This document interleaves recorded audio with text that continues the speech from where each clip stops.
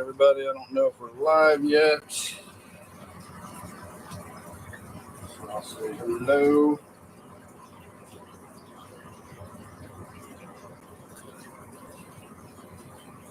Get my channel up in here.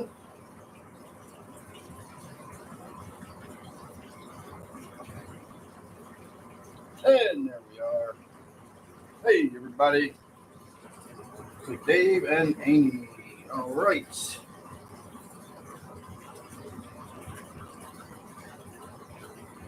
just in case my ma'am didn't see, I'll give another little tug. Excuse me. All right, let's get right into it tonight. Don't know if we're going to do any work or not, but if we do, it will be in the gourami tank. I need to get in there and do a water change. I have made some progress on the filter for the gourami tank, but I got the washing machine running right now, and it's in the spin cycle.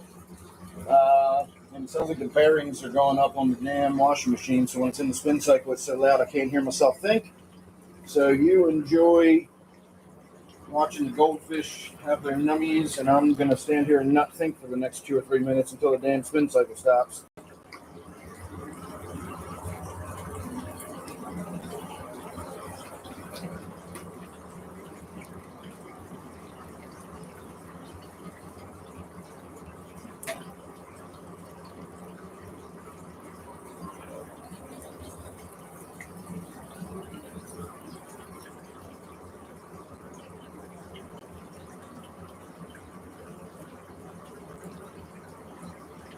That don't sound good, does it?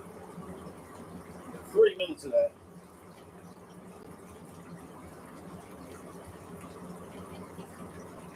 Have I heard of a red devil angelfish? I have not, but it sounds cool.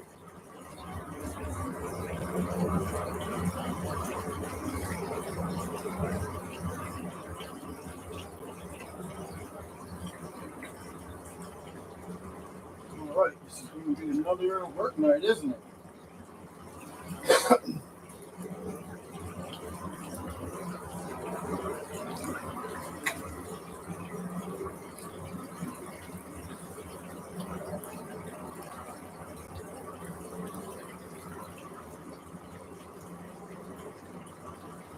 All right, while I'm waiting for my washing machine to shut the hell up so I can think straight, I'm going to do a dab.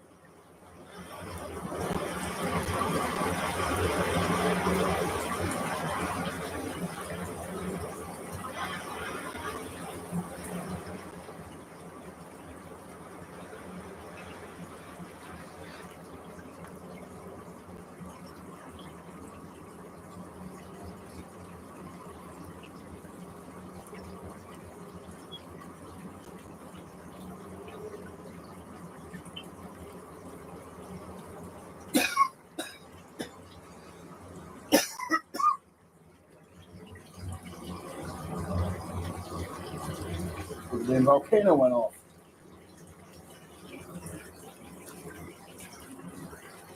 Mel! Ah, sweet Jesus, it sounds like the mothership's coming in for a landing.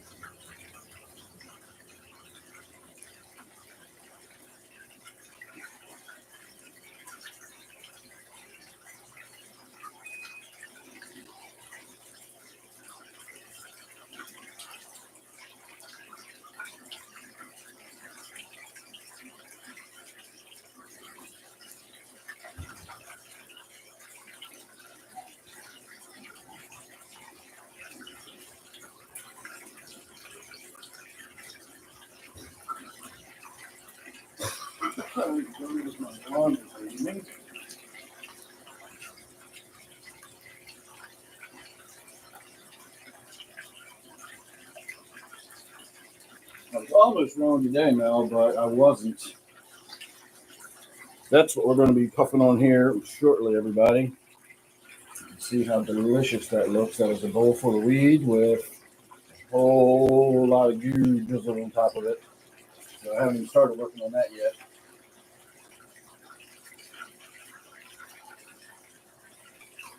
Went out on the kayak this afternoon without worrying about the weather.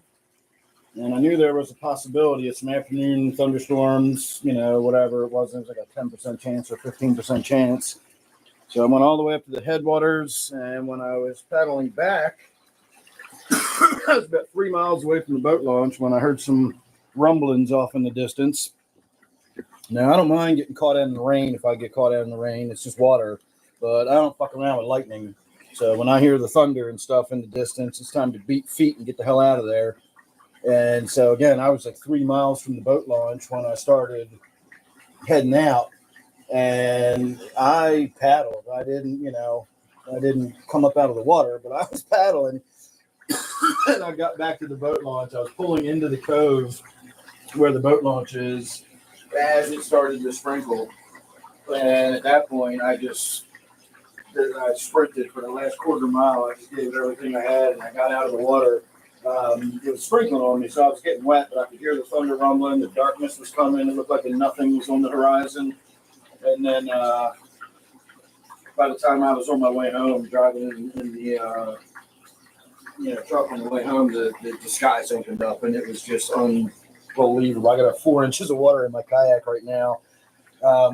But I made it off the water. I got out of got all my camera stuff and electronics and stuff I didn't want getting wet, and the fishing rod and all that was back in the truck. And I got out of there before the rain actually really started. And by the time I got home, I was like driving through rivers of water flowing across the road. There were places where people were pulled over because they were afraid to drive. They couldn't see. That was a hell of a fucking thunderstorms. My phone was going nuts with all the alerts and telling me to get the hell home and find cover and severe thunderstorms in your area, etc. So I made it. I got out of there.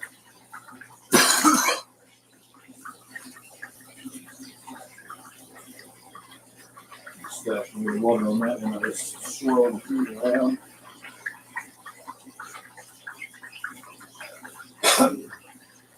So I almost made a miscalculation there, Mel, but I did not.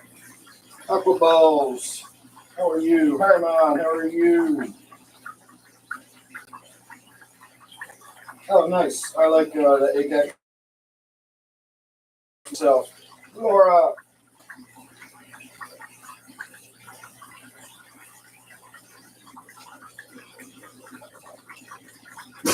All right, my tablet is really good in here. So I don't know if you guys are getting more of the gigs or if you're seeing everything. Our internet was in and out earlier. Power was on and off, but I think the storms have moved through. And since our power is currently on and it's not raining or anything and the sky's clear, I'm assuming that we're in the clear. We don't have to worry about the power going out during the live stream, but I suppose it's a possibility.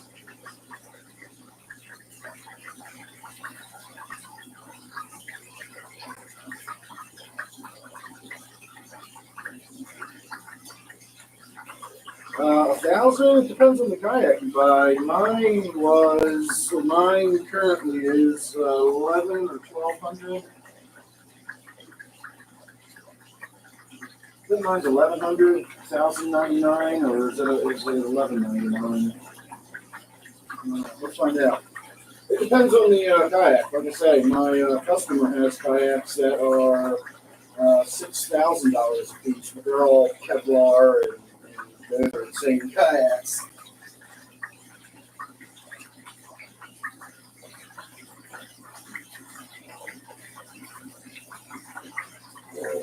Let's see. Rating systems. Mine currently is costing $1,219 is the current price for my kayak I'm in. And I think the kayak that Steve is saving up to buy is roughly the same price, about $1,100 or $1,200.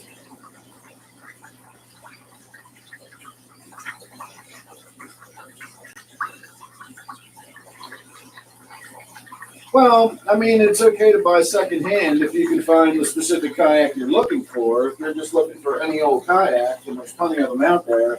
But if you're looking for a specific kayak, finding that kayak that's for sale in your area is not necessarily going to be easy.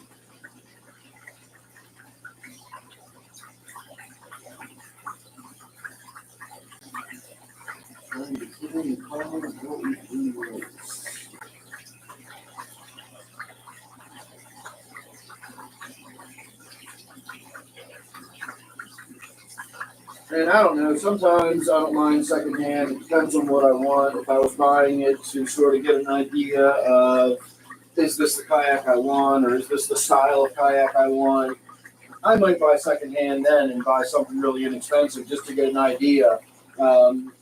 Say fly fishing, for example. If I was going to go out and buy some fly fishing equipment to try fly fishing to see if I like it, I'm not going to go out and drop $1,000 on a fly rod. I'll go buy some used fly rod, or I'll buy some secondhand or whatever, and maybe it might not be exactly what I want, but it'll be something that will give me the idea of, okay, this is fun. I like this. I much, now I need something that's going to be a better thing that I got. This got me in the door, it got me introduced to it, but now that I understand this is the style of thing I want to do, or this is how I'm going to do it, now I can think about buying the one I want.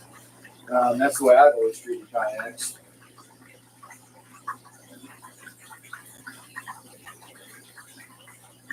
No, Amy, I just saw that there was a notification from you I saw something about protein powder, but I didn't actually see the post.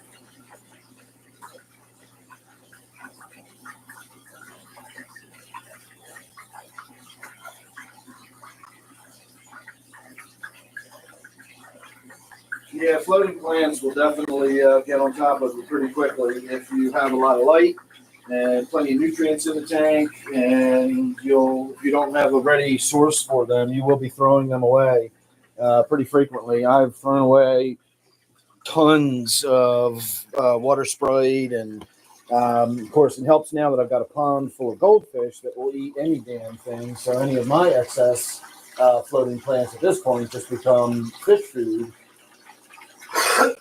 But I hear you. I've been there, done that. I know what it's like to have the buckets full of water sprite that you don't know what to do with, and buckets full of duckweed that you like. Who wants duckweed? You just scoop it up and pile it up and throw it away. Nobody's gonna get duckweed from you.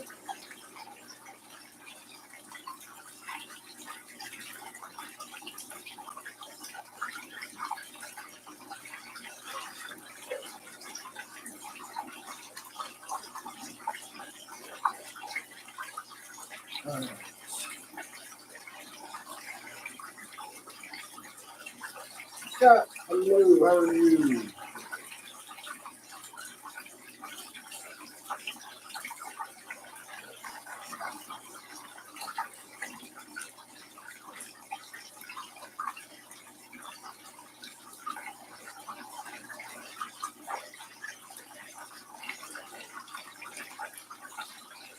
All right, well, if he wants to eat duckweed, he's welcome too, but I prefer my protein drinks. That's about all I eat. In fact, that's all I've had to eat for the entire day today.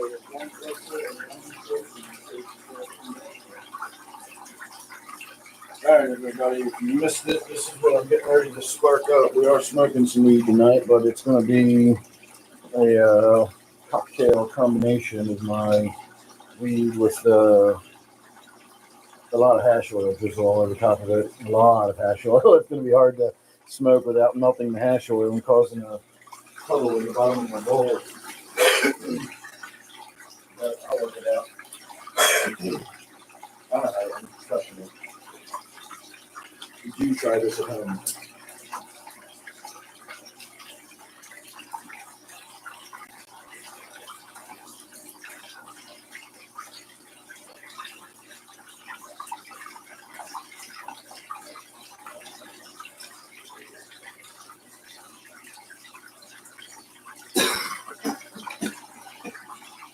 Wow, wow.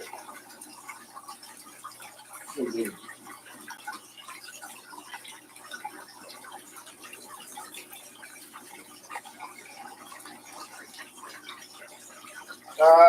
Don't know about the angelfish you got, Annie.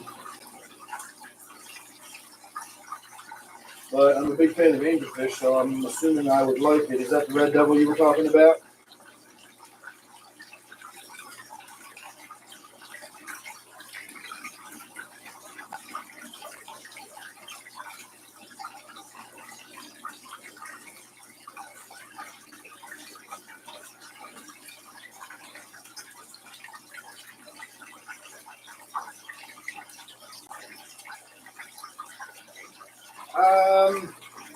I don't know about dwarf shrimp. I have the Amano shrimp, and I've got a zillion of them.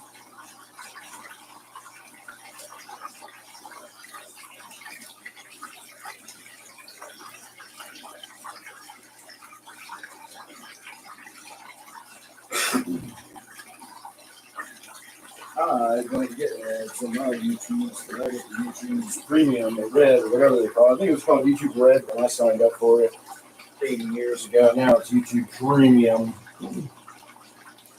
Oh, snap. My television's not working. I wonder why.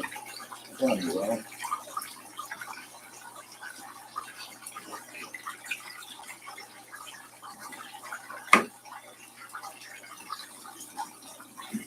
I feel like it freaked the fish out too bad. Then I whacked it on the edge of the tank, but that's all it took was a good whack, and I got it spinning again. Like I said, the power cut out several times today. I'm assuming one of the times the power shut off. When it came back on, that power head didn't spin. I don't know if you know how a three-phase motor works or the brushless motor, but if they stop in just the right exact spot when the power comes back on, they won't necessarily get up and running again. They need a little bump to get the magnets in the right spot, and then they'll start spinning around again. And that's, I think, the case, or possibly it's just getting a little gummed up and just needed a little bump to get it started.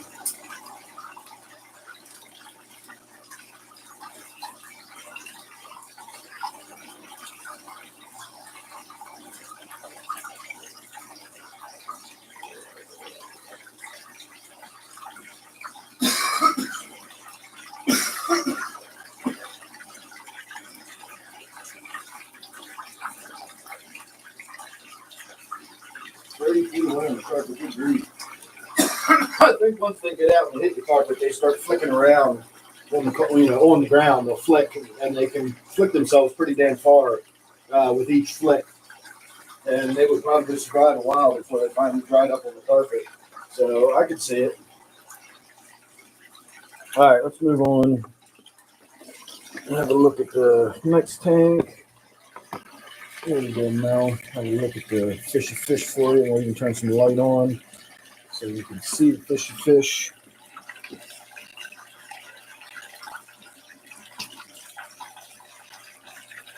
And now we're getting more food. Just going to throw some crisps in there.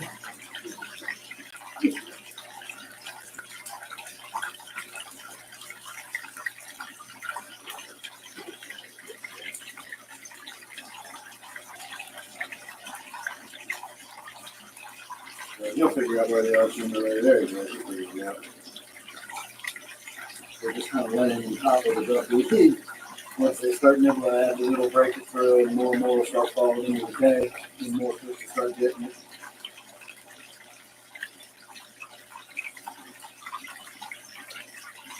Yes, hello.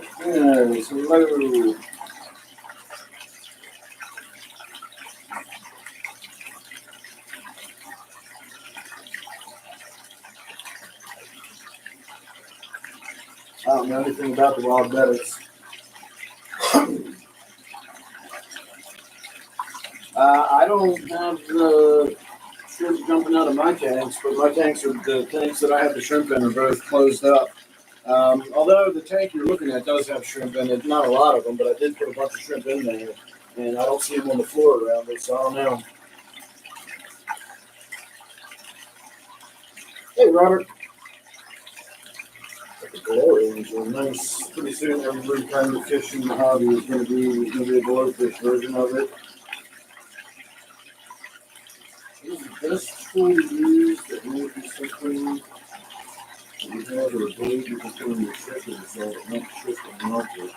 That's a good question. First of all, anything on your circular saw is going to melt it. Just the speed the circular saw blade spins is going to melt it. You could try scoring it with a knife, like a utility knife.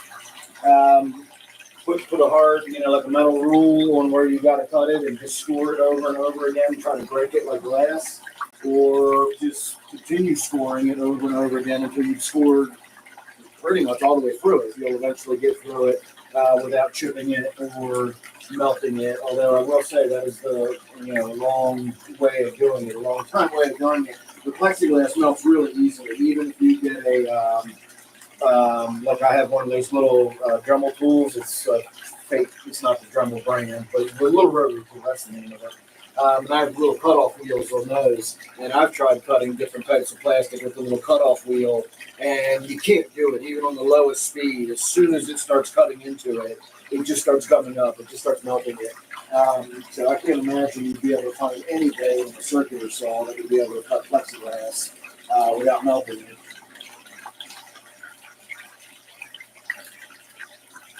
Oh, they have an actual knife for cutting plexi. See, that's exactly the way I would think you would need to do it. Actually cut it with a knife. Just repeatedly score it until you go through it. And that's going to be your best bet. It's going to be the time consuming, but it'll work.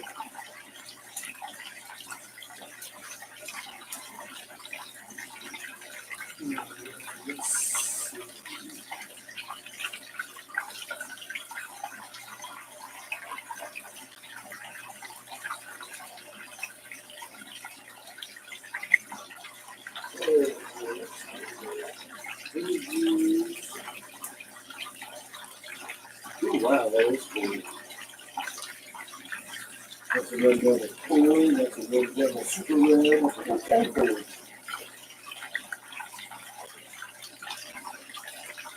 Wow, that's sweet. All right, everybody. Hold on, let me grab the camera and show you what I'm looking at here.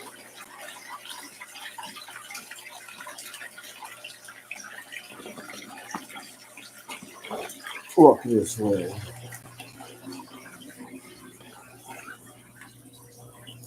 So that is what the red devil angelfish looks like. Now that says red devil angelfish, but I'm guessing that's probably not the red devil angelfish. But those definitely look like something that could be called a red devil. That one is friggin' amazing looking there. And that really long fin one, a little teeny one down there.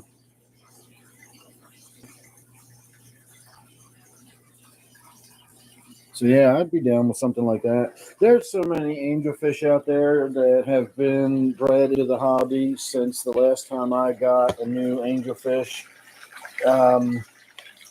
I don't even think what's the blue one now?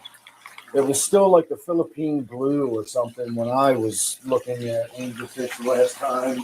And now they've gone all the way up. They've got that avatar blue one now that's just so blue. It's insane. And they've got so many different kinds of angelfish now that I am way out of the loop.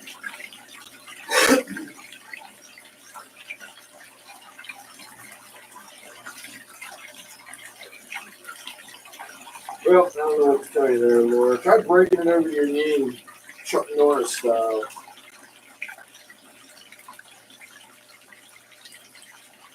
Hey, Christopher, how are you this evening?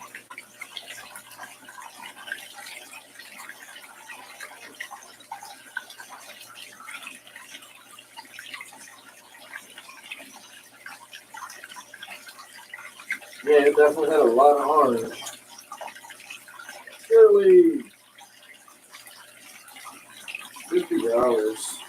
The most I've ever paid for an angelfish was $45, and that was 15 years ago.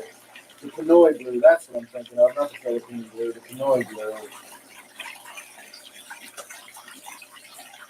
Yeah, and I think they took the Pinoy blue and they bred other fish out of that, pulling that blue out of there. Hey, see some.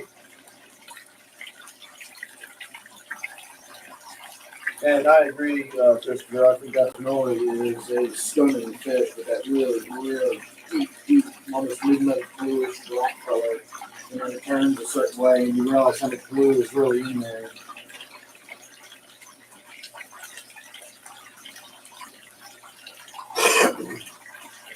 All right, I'm going to take another hit off that bowl. I'm going to be working on this all night.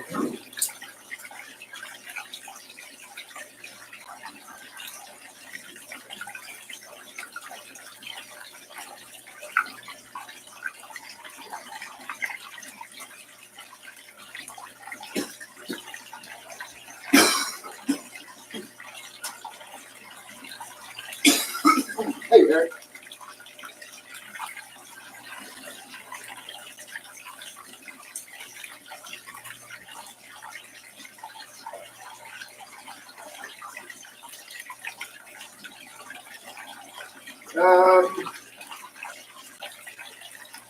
Robert, I saw that Sweet Acres posted a video today about dust storms or something. I just saw the thumbnail for it or the notification saying she had posted something, but I didn't actually watch it. But she did say something about a dust storm in it.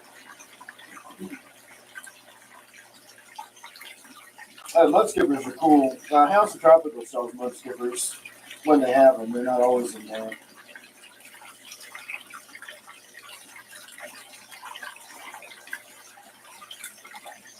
All right, so let me get stuff some in there. I'll move the next tank.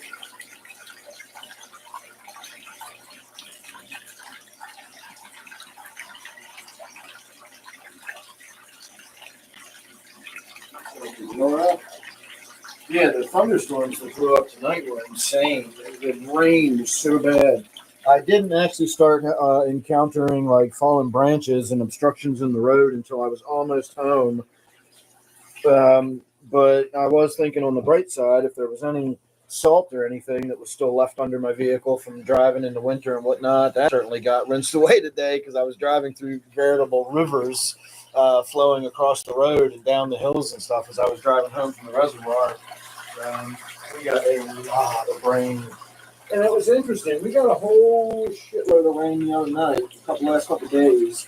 And so I thought, all the rivers are up, all the streams are flowing real heavy. Like the reservoir's got to be getting filled up at this point. We got to be seeing some serious water flowing back into that reservoir. And when, let me get you in a better position, I should be able to see if the shark comes out.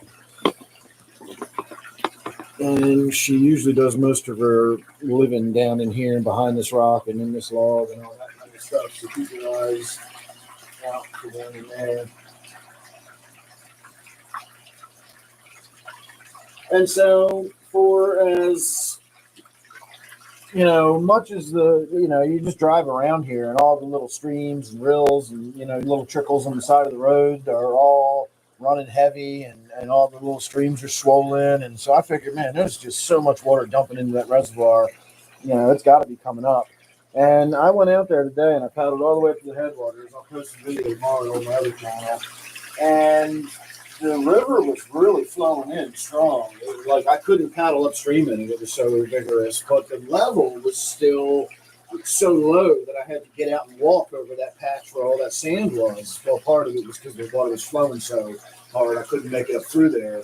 But it was also still really shallow, and the rapids all the way up at the top were still all the rocks were fully exposed. So I was really surprised at how low the water level was, while simultaneously how vigorous the gunpowder was flowing. It was flowing like a real river, which I haven't seen it flowing in quite a long time. So I don't know, maybe soon the reservoir will start filling back up, but I swear every time I go out there, it's still getting lower and lower.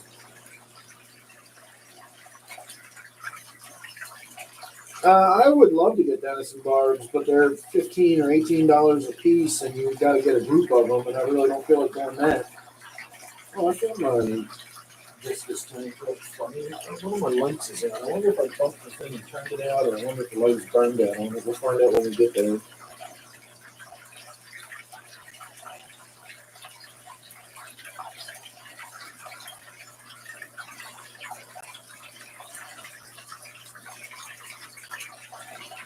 Let's see. Oh yeah, he's got massive venison barbs in his tank.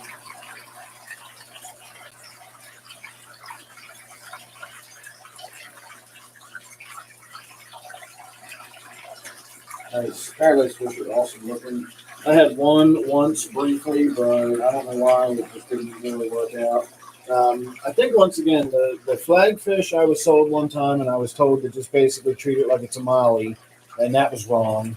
And the paradise fish, I believe, when I got that, I was told to treat it just like a dwarf gourami, which also didn't seem right.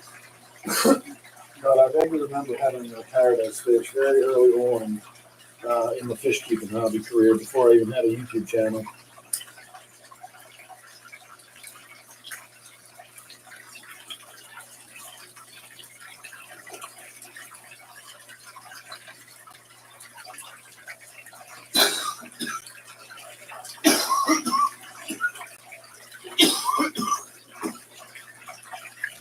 Thanks, Tucker. I am thinking about putting my two discus in this tank.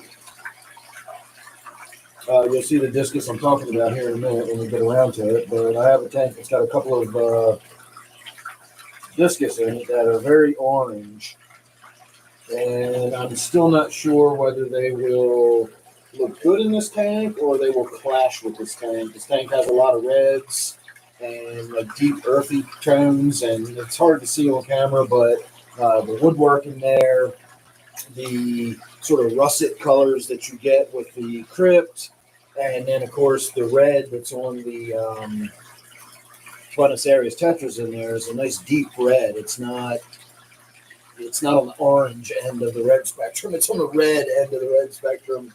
And I don't know, just throwing a couple of orange fish in there, I just think would really clash. I'm having a hard time seeing it. But that's the only tank I have that would be appropriate for them to go in. And if you see that thing, it's in the upper right-hand corner. It looks like something hanging into the water. That's something hanging into the water. It's the pull chain handle for the shop light that I have on top of the tank. It actually has fallen in. There's a little gap in the back, and it's just hanging into the water.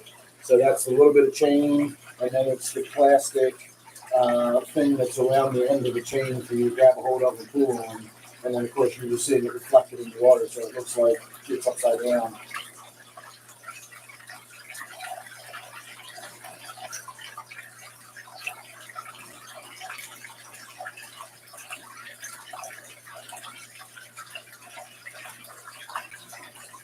Dark Knight, we made it.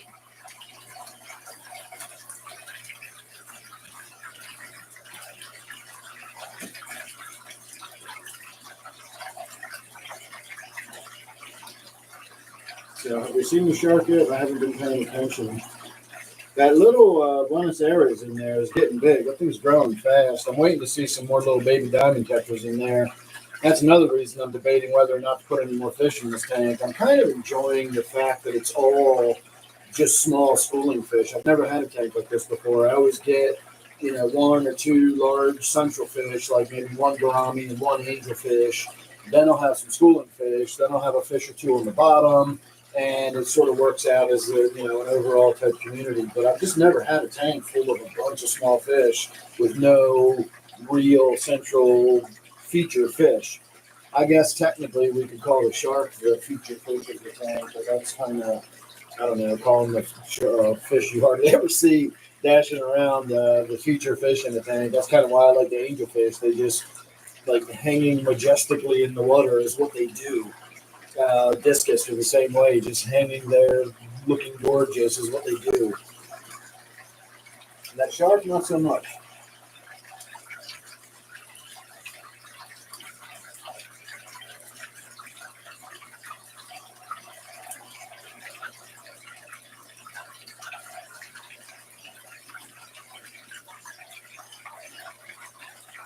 All right, we'll give this a few more moments and we'll move on to the next tank. I don't think we're going to do any work in the Brownie tank. Wow, it's only 8:30. Maybe we will. We're moving right along. I feel like we've been doing a lot here. I had my mad paddle. Maybe that's why I'm feeling zonked. I had my mad paddle home, and then I actually did work out a little bit tonight before we went live, so I'm feeling a little a little tired. But I can't believe it's only 8:30.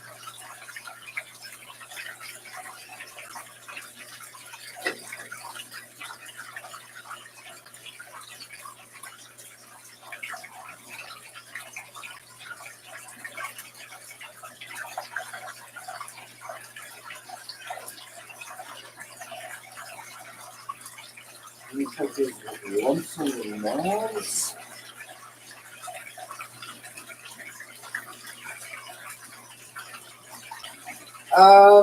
I don't know if it's common, but it's not uncommon, I will say, for the tetras to get tumors. Remember the one I had that had those two big tumors on its nostrils? It always looked like it had two big, it looked like it was blowing doubles out of its nose or something. I had another one of the diamonds in here also had a tumor on its mouth. It had like a little lump like that on its mouth. And it wasn't nearly as large or noticeable, but it was there. I could see it. Both of those have now died off. But I had more than one viewer tell me when I was, pointing it out, saying like I have no idea what these tumors are. They're just there. They've been there. They said that they're fairly common. They call them tetra tumors, and it's not uncommon for tetras to develop those tumors on their nose or their mouth. I don't know if it's a virus or a disease that runs through the tetras, or if it's something genetic, but that's what I was told by several different people. But I did have actually two tetras in the tank you're looking at that had the tumors on them.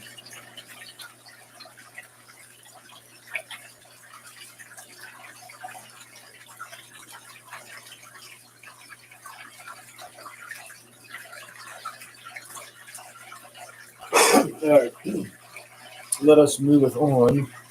So this is not the discus in question, but it is the same type of discus. So imagine two of those bright orange discus like that, but in that red, rich colored tank. I did want to point out that this tank, my discus tank here, that got a filter change. I didn't do a water change or clean the glass or anything, so it still does need work. But I finally, after a year, literally after a year, I changed the filter in this tank, and it looks okay. It looks all right. Likewise, with my silver dollar tank, over a year, I finally changed the filter, and once again, it looks okay. We could probably clean the glass and do a water change and all that. It would look better, but it looks okay. This is the other tank in the room that did not get a filter change. I had 3 tanks that have been sitting for a year without a filter change, and this is the one that I have not yet gotten to. And so that is still more than a year on the canister filter that's sitting down under there. It's the best looking tank in the room. I'll grant you the water's a little tan stained. If you look at these side by side, you can see how dark the tank on the left is. But you can also see how crystal clear the water is. Look at all the shit swirling around in my gourami tank. That's because I don't have any filter at all really in this tank, and everything just swirls in there. So at some point, I need to get in there and change the filter, and we'll shoot some video on that. I mentioned this on Wednesday night on my members live stream that when I did change the filter after a year, I got some video of it on the discus tank. And it was about as exciting as Al Capone's vault. There was just nothing in it to speak of. It was just like a dirty filter. If I had told you it had been 2 months since I'd done a filter change, you probably would have believed me. I'll post the video, I guess, so you can see it. But it's really, really anticlimactic. I thought it was going to look like pudding on the inside of it or something. It didn't smell bad. It was just... The worst part of it was the very bottom. The way I set my canister filters up is I put filter material on the bottom, and then in all of the trays, I just stack biomaterial or possibly a little bit of crushed coral to add a little bit of mineralization. But my canister filters are largely hollow inside, except that bottom section where all the filter material is. And when I got down to that one was pretty gross, and it had a lot of pudding, like mucky black stuff on the bottom of the pad. But again, if I'd have told you, that was maybe 3 or 4 months worth of crud collecting down there, you'd have probably believed me. It did not look like it had been a year since that filter had been changed. So when I did the filter change on the silver dollar tank, that was a little cruddier, a little more pudding-like on the inside. Had that thick sort of black gunky material, like I could pick it up in pieces with my hands. But it still wasn't packed full of it. It still wasn't hideously gross. It was an unpleasantly dirty filter, well beyond its, sell-by date. But it still didn't look like anything you would have expected to see after a year of not being opened. So I will get video when we do the 55, and just in case, because you never know, it might turn out to be a letdown, or that one might be the one that's packed with muck or something. I don't know. But we'll see what happens. I've got the video off my phone. It's on my computer. I haven't done anything with it, but it is now off my phone. So I'm not going to accidentally delete it or anything. So at some point I'll get around to posting that, and you'll see what it looked like when I opened it. But it was a bummer. It was a letdown. Maybe not as disappointing as Al Capone's vault, but pretty close.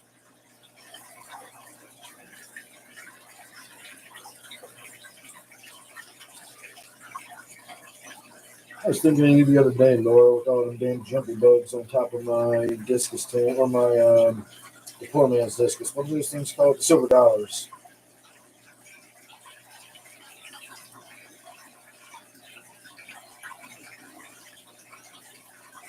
These spots and expensive lights. That sounds exciting. I don't know what they are, but they sound fancy.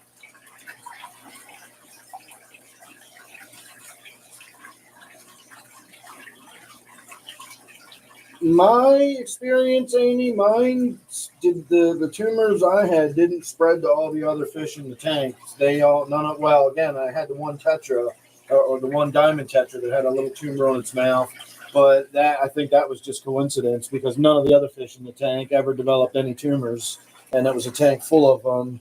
And I didn't remove it. I left that fish in that tank for probably 2 years with that tumor on its face, and I never got a tank full of fish with tumors on them, so I don't think it's contagious.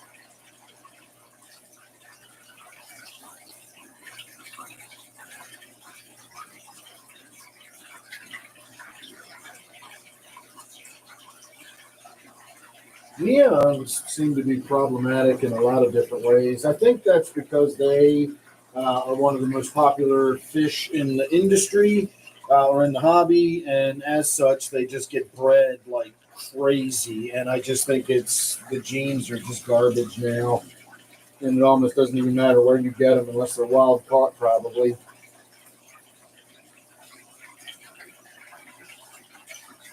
Dwarf gouramis are kind of the same. I don't think that dwarf gouramis ever really last long. I've never had a lot of luck with them. I've never had one live more than maybe 2 years, and most people I talk to have had similar experiences. Maybe 9 months to 2 years is the window for dwarf gouramis. I don't know what it is about them, but I've given up on trying to keep those because they're cool little fish. I do like them. One of the very first fish I ever got was a powder blue dwarf gourami. But again, it only lasted about 9 months. At the time, I just assumed I was not a good fish keeper because I was brand new.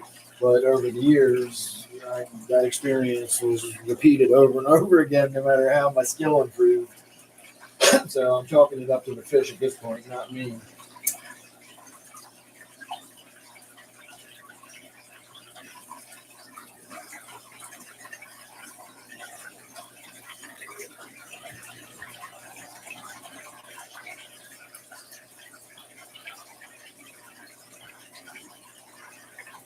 I like the Cardinals, but I never had any luck with those either. When I first started keeping fish, they always died on me, and they were expensive.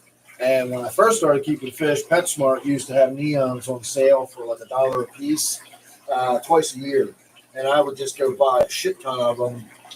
And then by the time they'd go on sale again, most of my neons would be gone, either dead or eaten, and I would just buy a shit ton more. I'd buy 30 or 40 more when they were on sale for $1 a piece. Then they stopped doing it, and I stopped buying neons. But the cardinals were always like $4 a piece, which was expensive back in the day when I was first starting to keep fish. You know, $3 or $4 per fish was kind of expensive when you had to buy a small school of them. And so I never really got into the cardinals, but I do like them. Steve.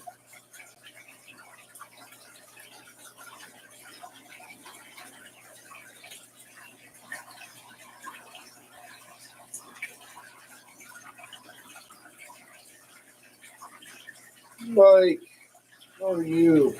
Yeah, I used to put neons in this tank actually, and little by little they would disappear, and I could never figure it out because the catfish in this tank is not aggressive. It never seemed like it chased the neons. It never went after the neons, and so my assumption was that it was, I don't know. I just assumed it didn't bother with the neons or whatever.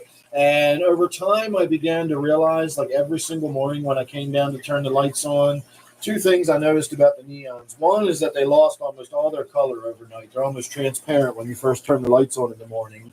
If you're in a situation like this where the room is still dark when you come in to turn the lights on, if you have a room that gradually brightens with the rising sun, you come in at 9 a.m. and turn the lights on, your neons probably have color already. If you come in the dark and you turn your lights on, your neons are going to be almost clear. They lose almost all their color overnight, and they all sleep about an inch off the bottom. And after a while, I began to put it together that catfish is just cruising around at night. It's a nocturnal fish. It's cruising the bottom looking for food. If one of them barbels bumps into a sleeping neon, I'm sure it gobbles it up. And so that was probably where my neons were slowly disappearing to. And so I stopped putting neons in that tank.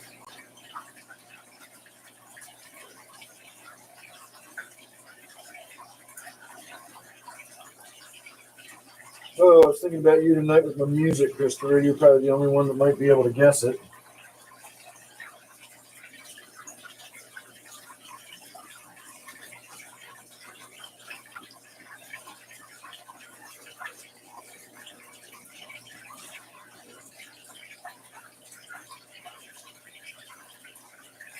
Well, this for a catfish, he doesn't really have that big of a mouth. That's why I didn't think he was that much of a problem. Now, a neon, obviously, and of course, this was also years ago. He wasn't the chunky monkey you see in there today.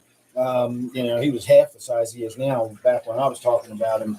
But the mouth on the Platydoris isn't really that big, and it's very downward turned. They're very much a bottom feeding fish rather than those forward facing mouth on a catfish like a channel cat or something that the whole front end of it opens up like one of them cargo planes that you can drive a tank into. That kind of fish, I look at a catfish like that, and that is a predatory catfish. That is a catfish that preys on other fish and gobbles them up. The Platydoris is like a Corydoris, just a little bigger. They just swim around, rooting around on the bottom. But they're also opportunistic, and I don't doubt that if they bumped into a sleeping neon, whoosh, they would be all gobbled right on up. And so, again, I'm sure that's where they went.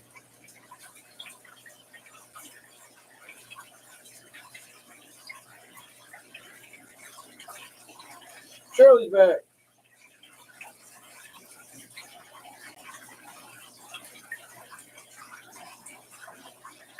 Well, I seem to do well enough with the shrimp, but I don't do the neons or the cardinals very well. What I've always wanted to do was take one of my 125s and put like one really magnificent centerpiece in it, like a gorgeous piece of wood, probably wood. It could be rock, but mostly probably like just a beautiful tree stump or something right in the middle of the tank.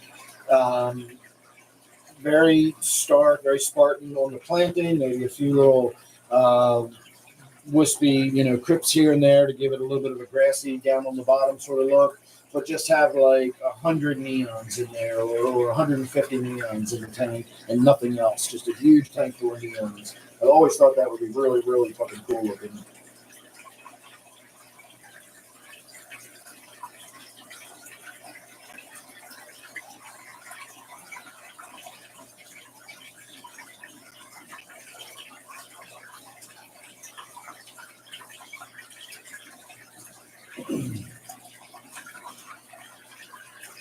Why don't they play Pantera on classic rock stations? Because Pantera is not classic rock.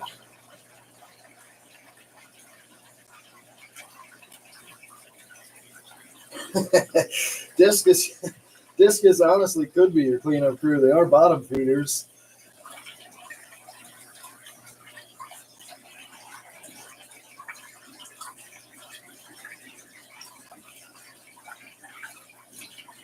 And $2 a piece isn't too bad.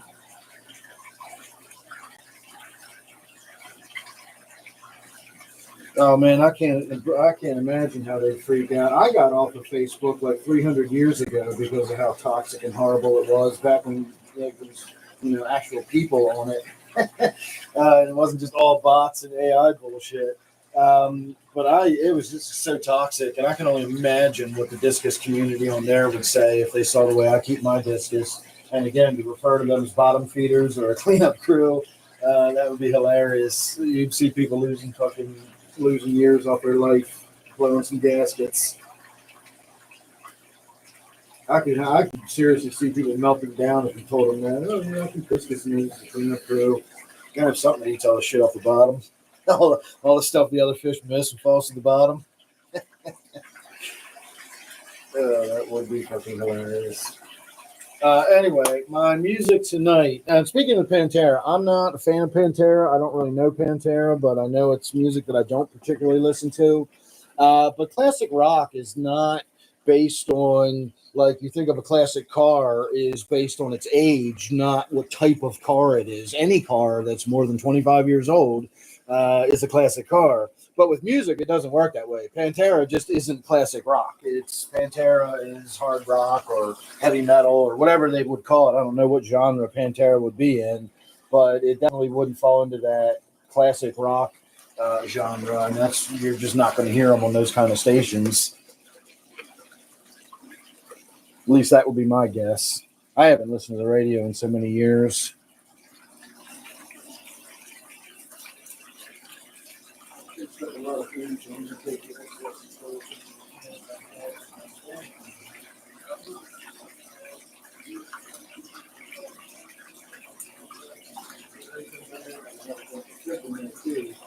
So I do occasionally remember to put food in that tank as well, but it largely feeds itself, and just all the plants and everything in there serve as food for everybody. And so that's kind of almost a self-maintaining sort of tank. Blue Oyster Cult would definitely be classic rock.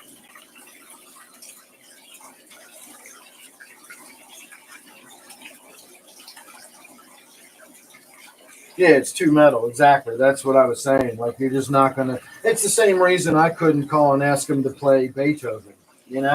It's not classic rock. I know it's classical, but it's not classic rock. That's a genre of music. You got to be a certain kind of band. I found it interesting over the years that bands like U2 and some 90s bands kind of made the cut.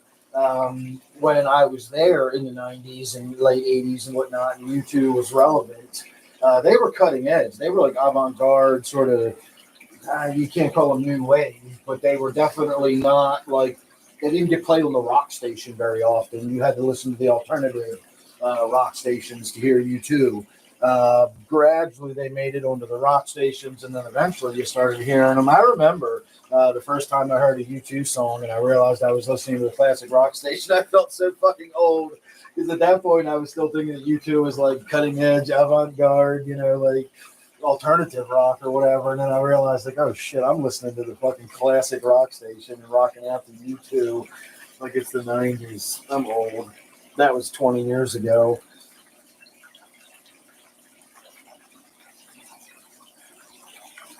Yeah, that's kind of why I stopped listening to radio, Laura. It's just the same shit over and over again.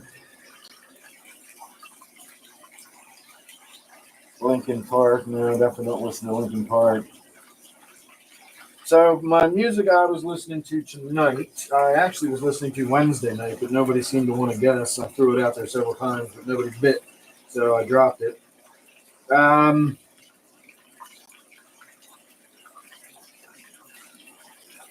For as much shit as people give Bono and as much shit as people give U2, I still like the U2 from the '90s. I think it's good music. I enjoy it, and I know part of that is bias because I have a personal, experience with it, and what's the word I'm looking for? Nostalgia.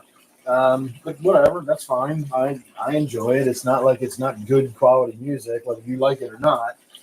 There's a difference between good music and whether you like it. You might not like Pavarotti, but you can't say he's not good at what he does. You can't say it's not good music. It may not be your kind of music, but it doesn't mean it's not good. And so U2 is one of those bands that whether you like them or not, they were a good band. Still are. Aren't they still around?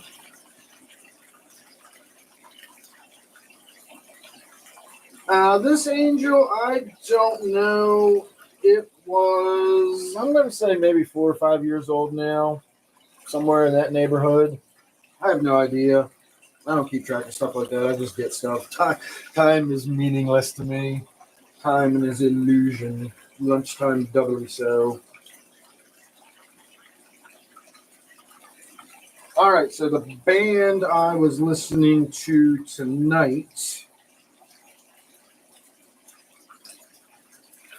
What was your question, Shirley? Why do I always not see your questions? Oh, there it is right there.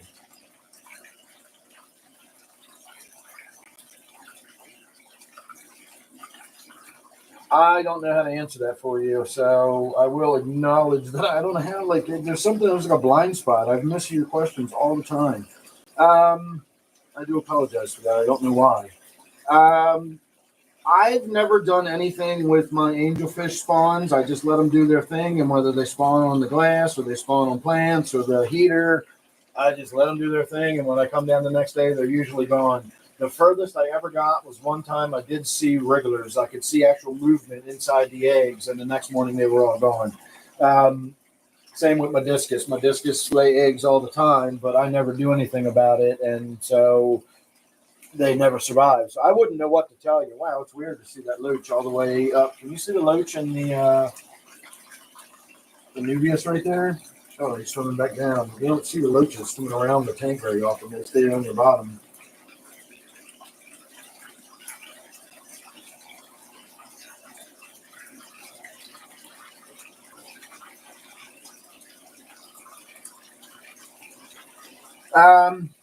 So the music I was listening to tonight is you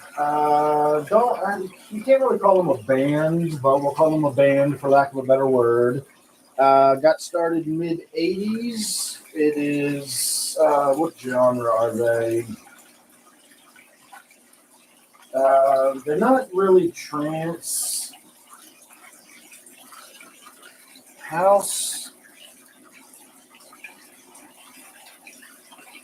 Let's see what they're listed as. Ambient house music, yeah. So it's a couple of dudes, DJs, ambient house music, been around since the 80s. They often get other artists to perform with them or do vocals or whatever.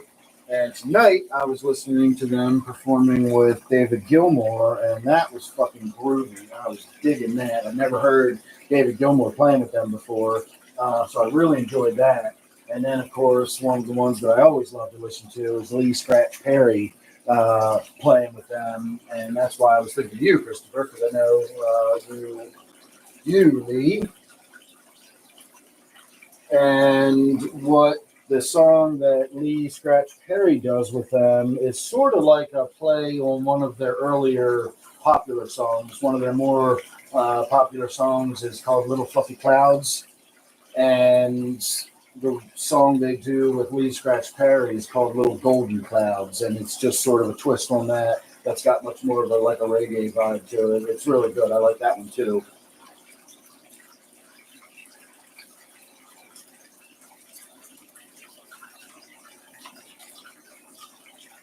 I put slate in my discus tank, figuring the idea being that if they lay on the slate, I can just pick the slate up and move it into a separate tank, like a quarantine tank. And all the time that slate was in there, they never laid eggs on anything, anywhere. Not the glass, not the heater, not the slate, not nothing. I finally, after about a year, said I'm sick of looking at that slate because it looks so unnatural. It just looks like this thing stuck in my discus tank.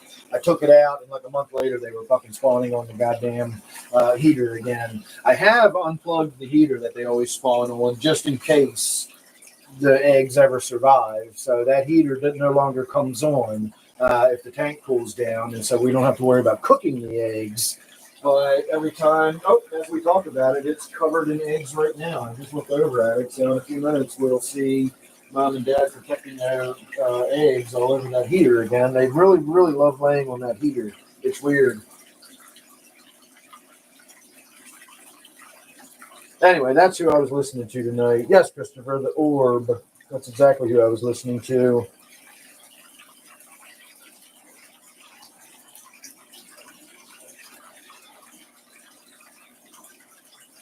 So if you're not familiar with the Orb and you want to listen to some ambient house trance music, the Orb is a good one to listen to.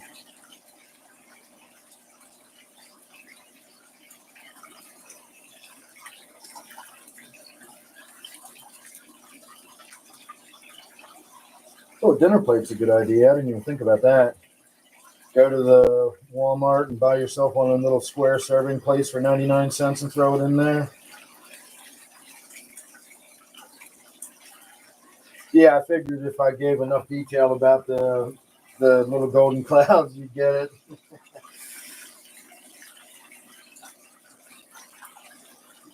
Right now, all evening tonight we've been working on this bowl I loaded up before we got started, and it has got some sort of weed in there, and then it has some sort of hash oil on top of it, and that's about all I can tell you. I have 3 things of hash oil right now, and I do not have any idea what they came from. So that is just hash oil. It's from something. It could be from Wicked Space. Could be from Purple Kush. What else might that be from? It's probably one of those 2. And likewise, what's in this bowl, I think the weed might be Poochie Love. And then the goo that I drizzled all over it, I have no idea what the hash oil was. It was just some hash oil.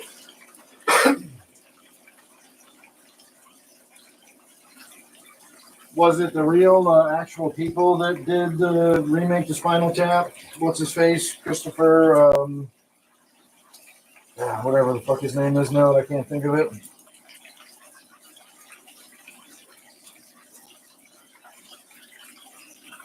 Yeah, Salvation Army, Goodwill. What's my favorite song of all time? Oh, I have no idea. Good grief.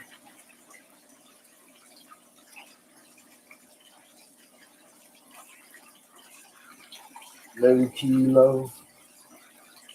Low-key.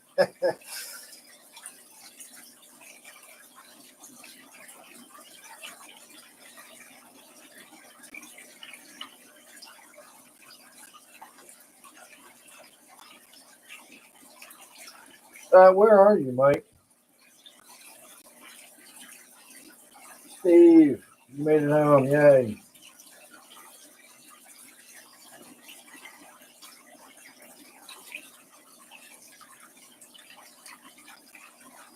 Christopher Guest, that's his name. Harry Shearer, Christopher Guest. The dude whose name I can never remember. I just think of him as Lenny. He'll just be Lenny forever in my mind. I thought he died. I don't even think he's alive anymore, is he? All right, I got to go ask the computer who the fuck Lenny was. Computer, who played Lenny on the Running Show?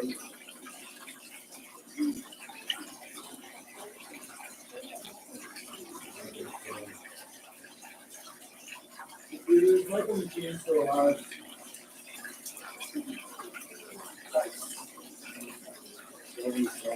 Oh, Michael McKean, Harry Shearer, Christopher Guest. They do some funny stuff. Have you ever seen the what was it called? A Mighty Wind? I think it was called A Mighty Wind. They did that. That same group of people put that together.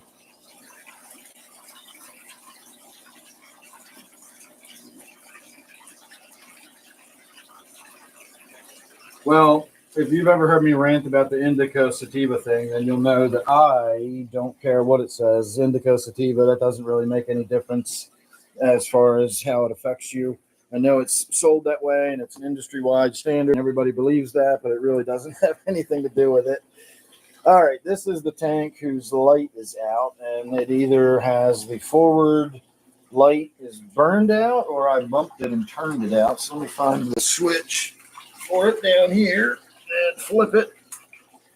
Nope, it's not working. So it is apparently burned out. So we will need to replace the light on this. I'll show it to you. It's called a shop light, but it's a weird little single. It looks like it's got a single fluorescent tube in it, but it's not actually a fluorescent tube. It's just a plastic tube, and then there's a line of LEDs underneath of it.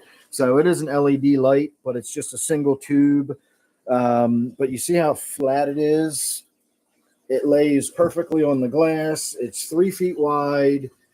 It's like it was made for these 40 breeders. And so there's one in the front, and then I have one across the back there. You can see it's still lit. So I'll have to replace this one, but they're like $35 or $40 a piece at the Home Depot. And last time I bought one, it's been years. I don't even know if they still sell them. And the only thing I'll say I don't like about them is it's kind of a poor quality light, and it's a 4000K. So it's also sort of a yellowy orange light compared to what I prefer. They say it's 4000K, but it looks oranger than that to me. I would, if I just eyeballed it, had to guess, I would say it was like 3500 or 3600K, something like that. It's not 2700. It's not incandescent, or it's not 2200 like candle. It's not that orange, but it's definitely oranger than I like it. My preference is 5000K. That's about the same as a mid-afternoon sun. 3 o'clock in the afternoon sunshine is about 5000K. You start getting up into that like 6500K, you start feeling like you're in the dentist office or in school or something. That's like that industrial. It's got that extra blue in it. It's more efficient. You can see better and all that. There's a reason they have them in schools and doctors' offices and whatnot. But it doesn't look natural. It doesn't look like you're outside on a sunny day. For that, you need the 5000K.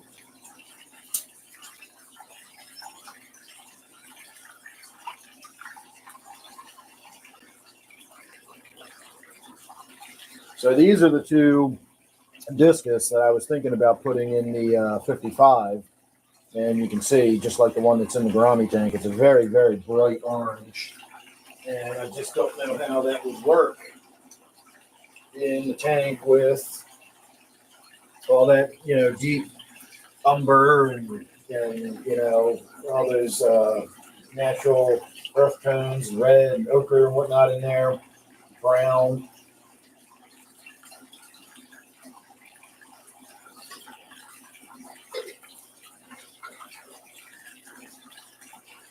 Got some bright orange.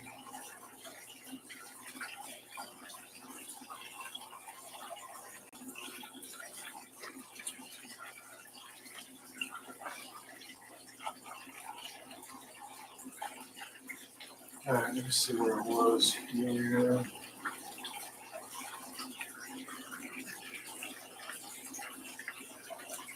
Steve, I was out on the water today, and I outran those storms. I was all the way up by the headwaters, and I heard the rumblings. And I started paddling back, and I kind of kept listening, and the rumblings were definitely rumbling louder. And I could see some darkness off to the west, and I just kept heading towards the boat launch, and they kept getting darker, and the rumblings were getting rumblier. And by the time I got down to the boat launch cove itself, I said, all right, let's see what's going on. Let's see which direction the storms are headed. And I opened up my radar, and I was like, holy shit. I didn't even let it finish opening. I just put it back in my pocket and just started paddling as fast as I could towards the boat launch. And like all that was happening at the same time. Like it started raining and, just a sprinkle, but it was coming. And if I had a trim button, I would have been able to trim up and get up on plane. I paddled back so fast that last quarter mile. It was a dash, but I got there along with like everybody else. There was like 5 of us pulling out at the same time. Um, Fortunately, the water's so low, we can come down onto the ground now, and it's not like 2 trucks side by side on the boat launch. You just drive down by the edge of the lake somewhere and just pick a spot. There's room for a bunch of trucks down there now. So we were all lined up getting our boats out of there, and it was coming. And I got out of there just in time. I got all my valuable stuff out of the kayak. All the stuff I didn't want to get wet, got that in my truck. And the sky opened up right as I started driving home. And my God, did it rain. There were places I was driving through 5 or 6 inches of water running across the road like a river. It was like I was driving through a stream. And it wasn't until I got almost home that I start to see like fallen branches and debris in the road. And I had to go around a few things. But I made it home. And by the time I got home, the rain had passed enough that I was able to get out and go walk up to the house without really getting all that wet. So it was an interesting evening. All right, where do you live, Mike? Did you tell me already?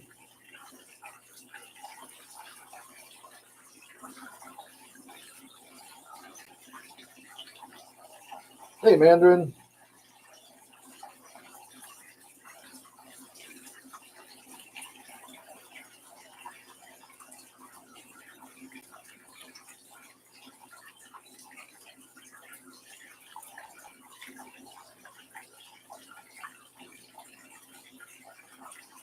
Whatever happened to the filtration system under the substrate? I never had an underfilter system, Annie.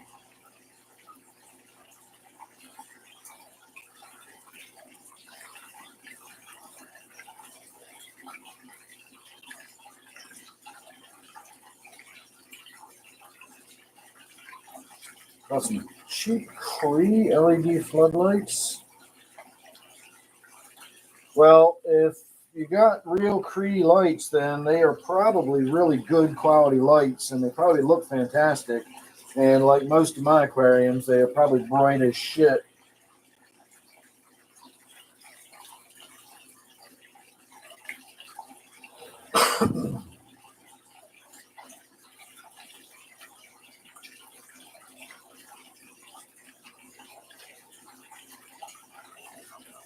Oh, it still goes to 11.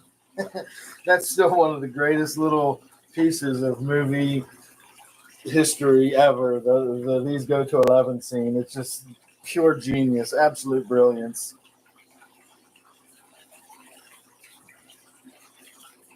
You can put play sand in there. I would wash it first, rinse it out, put it in a bucket of water, swirl it around, pour all the shitty water off, pour some more water in, swirl around, pour all the mucky water off until it's, rinsed a little bit clean. Um, I don't see why you couldn't put kitty litter in, but I don't know why you'd want to. It's just clay.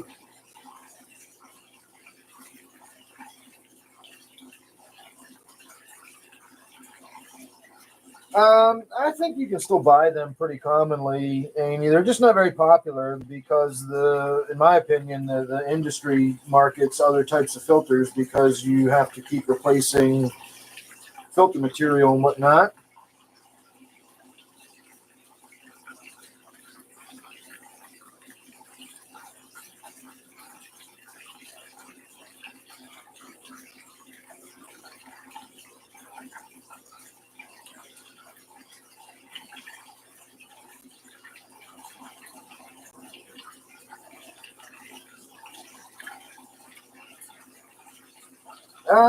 I don't know enough about how the under.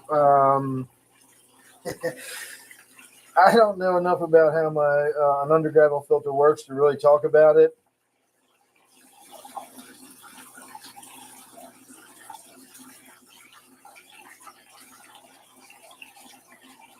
Oh yeah, you'd have definitely got soaked, Steve.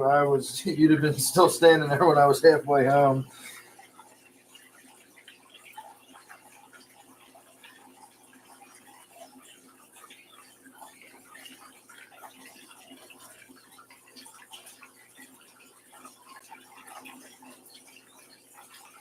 I was going to say, I can talk about my opinions on what I think about under gravel filters. Let's move on to the next tank. I feel like we've been staring at that one forever. I can give my opinions and thoughts about them. I've never used one, so what my opinions, what value my opinion has, I don't know. But I can definitely talk about what I know about them, or I think I know about them anyway.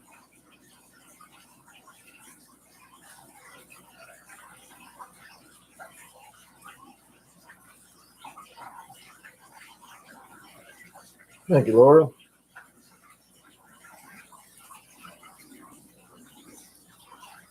Yeah, I think that's one of the reasons they have gotten rid of, or their popularity has declined. Can you see the shrimp on the moss right there? And here's one of my shrimp tanks. This wasn't really meant to be a shrimp tank, but you can see by the crazy shrimp traffic in there that this is definitely a shrimp tank now, even though it was never really meant to be. I've got a couple in there that are really, really deep red. I'm going to try to separate them out and put them in a tank by themselves and see if I can't just start breeding really red ones out of there. But I got a few tanks that I put a bunch in, and then of course I have the shrimp tank itself that I just breed nothing but the shrimps in there. Well, a shit ton of snails, but there's also a ton of snails in that tank we just looked at. So I think one of the reasons they've fallen out of popularity is because manufacturers want to sell. Why would you sell a very inexpensive piece of molded plastic that it gets put in the tank when the tank gets set up, and then you just never have to deal with it again? It's not really a good economic strategy to sell somebody something that they're never going to have to replace, or doesn't have any moving parts that will break, or doesn't have any filters that need to be swapped out once a week or whatever. It makes far more sense to say, here, get this power filter. You put it on the back. It'll keep your water cleaner. And it does. A power filter will keep your water cleaner. It will give you better circulation. It will do a lot of things very well that an under gravel filter can't do. An under gravel filter, to me, is similar to a sponge filter in that it doesn't really give you a lot of mechanical filtration per se, but it moves a lot of water through a porous substrate, giving you tons of biological filtration. So with the sponge filter, you're slowly pulling that water through the sponge and all the surface area that entails. But with an undergravel filter, you're slowly pulling the water through the substrate and down through all the gravel and everything, and then back up through the central column and around in the tank. And so as the detritus and the fish poop and all the uneaten stuff falls to the bottom of the tank, you know how I always talk about that being broken down, and you need good oxygenation and water flow, and you need all that, biological life needs the oxygen because it's oxidizing all of that stuff when it breaks it down. That's where the undergravel filter shines. All of that stuff that gets pulled down onto the bottom and slowly gets pulled down into the substrate is also having all that fresh oxygenated water pulled down into it. It's allowing that microbial cultures and everything down in the substrate to really break down and deteriorate all of that biological material. And it's just fantastic for your biological filtration and having a good healthy substrate. And if you've got plants with roots down in the substrate or whatever, it's great for all that. As far as picking up stuff that's in the tank and swirling that out and getting it in a filter you can replace once a week, you can't do that with an undergravel filter. It's designed to be put in the tank and left alone for years at a time, and it functions more as a biological filtration. So unless you're going to set your tank up very specifically, you're probably going to still want to put a small hang on the back kind of filter or something like that, just to filter the physical detritus and stuff out of the tank to keep the water looking nice and clear. And so just over time, the practicality of the undergravel filter just sort of phased out. If you're really that worried about biological filtration, most people just throw a sponge filter in the tank. It's kind of like what people used before we had better options. The hang on the back filters are just a better option. They're just easier. They give more water flow, more circulation. Now, do they give you as healthy of a substrate? No. They certainly don't give you that biological breakdown or filtration that you can get with the undergravel filter.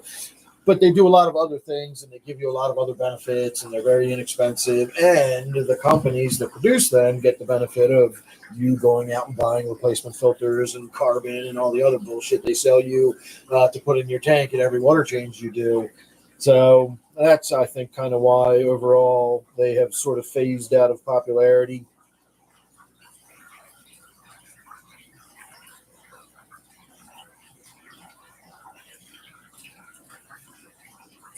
Yeah, you should have bought it just for the 40-gallon tank. You didn't have to use the undergravel filter if you didn't want to.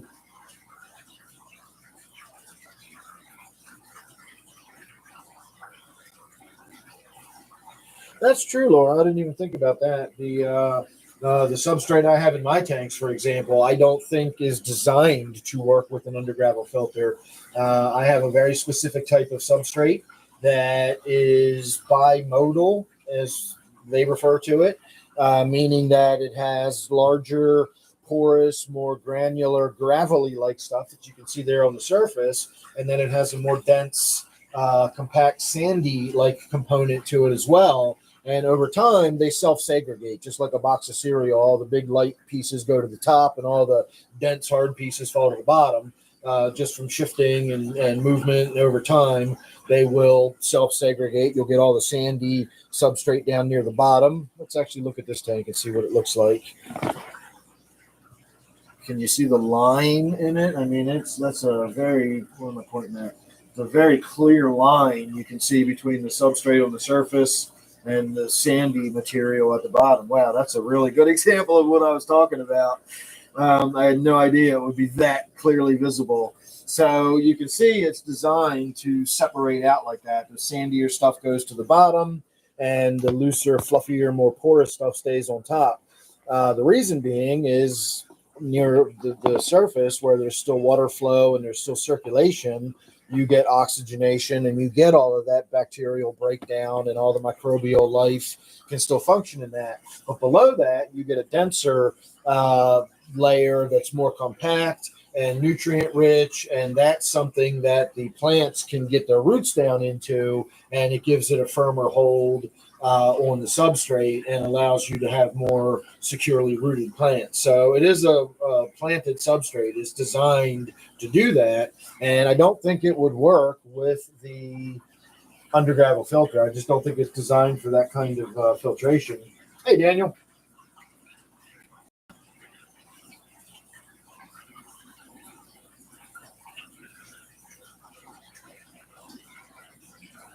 Next tank will be zero substrate. I am not a big fan of glass, just empty glass tanks. I think the dark water tanks, like black water tanks, are cool. They're interesting. It's something I considered once upon a time years ago when I was newer in the hobby, but I've never really pursued it. One of the reasons I've not pursued it is because I shoot video of my tanks, and having a really dark water tank, even the tanks I have with the amount of tannins that build up in the waters, which is not that dramatic, but it really impacts how well you can see the fish and how much their colors pop and all that. And so just for practical reasons, I've never really thought about going the black water tank or a really dark water tank like that, but they are interesting.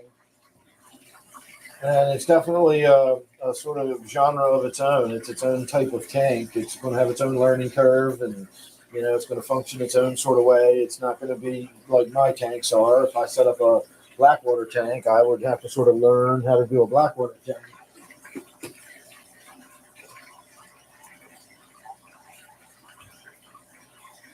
That's a lot of bugs.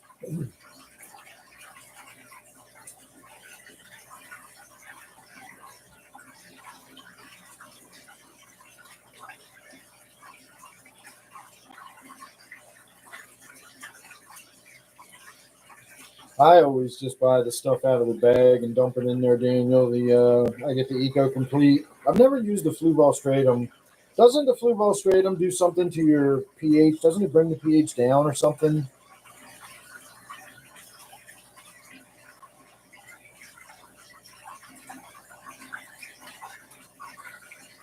Yes. Or if you don't have a large enough tank, you can also go the other direction and just cut the pieces up very small.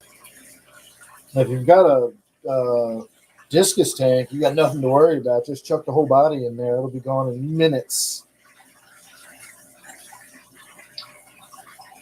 The betta fish would probably gobble up the shrimp if it got a chance, but since that betta fish swims around like it's got a bunch of you know tapestries and window dressings hanging off of it, it's probably not fast enough to actually catch the shrimp.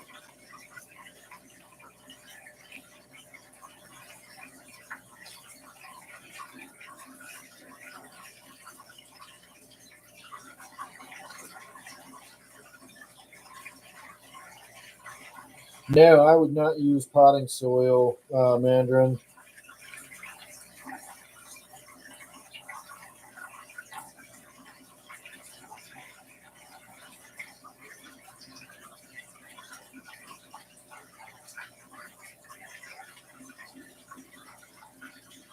I'm not counting my jumpy bugs either.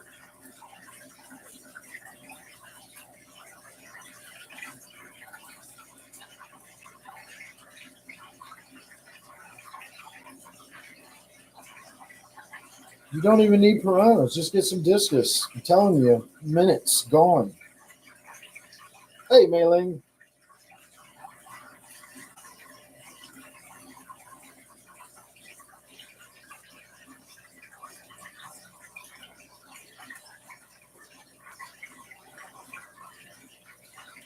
Yeah, Dennis and Barb's would look cool in there.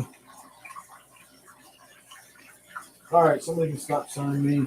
If we have a closer look, we can see mom and dad right there, and then we see the eggs all over the heater. Not the white eggs on the; those are nearite eggs. They've been there forever. But if you look at the actual heater itself, you see those sort of brownish-looking eggs. Those are discus eggs. And that's mom and dad somewhere around here fighting off all the villains. Yeah, that's the two of them. They paired off a long time ago. I think I have another pair down here that always hangs out together. I've never seen them spawn, but I have seen them together, and I have seen them doing that little side by side waggly dance, and I have seen them chasing other fish away from them, but I've never actually seen them spawn. So if they have, they've either done it where I couldn't see it, or it didn't last long enough for me to notice before they got eaten or gone or something.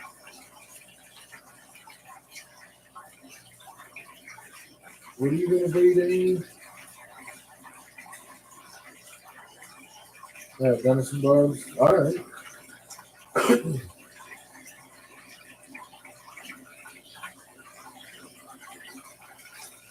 So with this tank, I have to make sure it's well fed before I get in there and clean the glass or anything. I'm risking my arm just sticking it in the tank. Once those discus get a taste for blood, forget about it.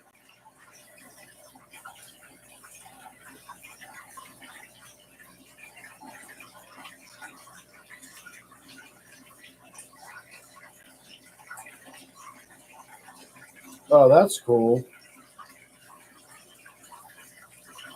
I know there's like desert bugs, like some scorpions, and I think those wind scorpions, which aren't scorpions at all, but are sort of in that weird arachnid family. I think they glow when you. I think they're UV reactive. I think they light up when you shine light on them. You could put some scorpions in there. That'd be awesome. All right, everybody. We're taking a break from smoking on that bowl. It's starting to get down there. We're going to do a dab this time of miscellaneous hash oil. It is high quality, but I don't know. I lose track of what the starting stuff is.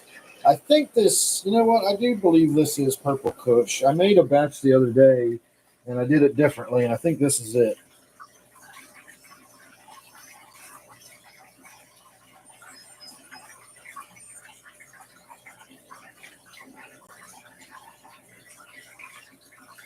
instead of just crumbling or stuffing the buds in my glass tube, I have one of those glass tubes that you use for making butane hash oil. It's got the taper at the one end. You can stuff the butane tank into. Normally, I just pack that full of bud and then put a coffee filter on the end and clamp it down. But this time, I didn't have a lot of bud. And so what I did was I used my grinder and I ground it into just like ground bud. And I used my funnel to put it in my glass tube. And I ran the butane through ground weed rather than through bud. And I got a much richer, darker extraction. And I actually got quite a lot out of it for the amount of weed I put in there. But it's definitely not as crisp and clean of a flavor.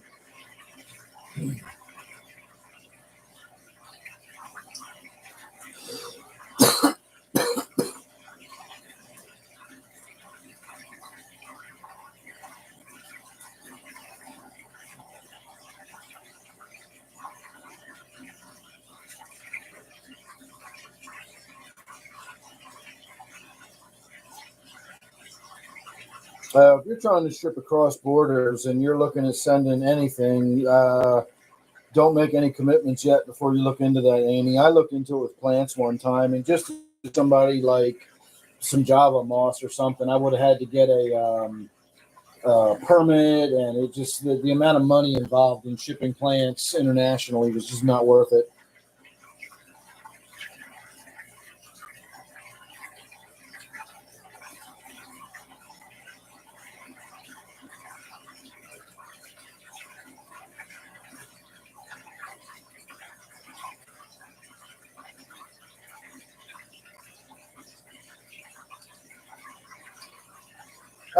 Mandarin, if you're just looking for different stuff that you can put in an aquarium that is substrate, you could go into their decorative area and get all the different glass beads. There's marbles. There's all kinds of different stuff that you could put in a tank that would serve as something on the bottom. But if you're actually looking for like a substrate, I think you got all your bases covered with the sand and the gravel and the dirt and whatnot. I can't imagine what else you could use for substrate at that point.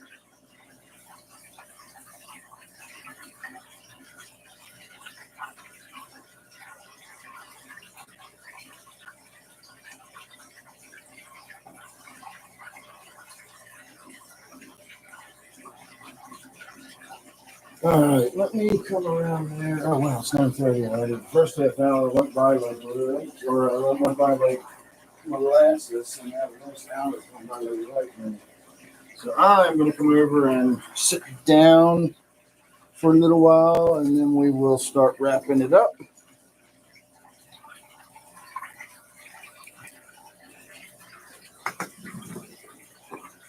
And again, I will have that video coming out not long. I did the filter change on this tank after a year, and this is the tank I shot the video of. I also did the filter change on the silver dollar tank after a year, but I didn't do any video of that. I assumed once I finished with this tank that what was going on in the silver dollar tank was going to be more or less the same, and it turned out not to be true. The silver dollar tank would have been a better example to use for the video. Again, it wasn't, I don't know, it still wasn't that bad, but it was worse than this one looked.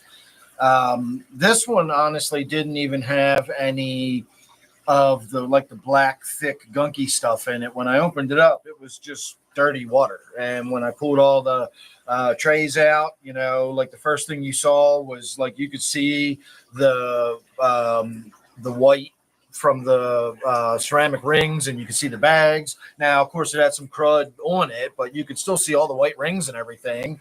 It wasn't until I got all the way down to that bottom tray where the filter material is that you could see that really thick sort of buildup on the bottom of it. When I opened up the filter off of the other 125, Daryl, that one had sort of that thick black gunky stuff all the way up in the top tray. When I pulled it out, there was some pudding like material in the tray itself. I could literally pick up and hold in my hand.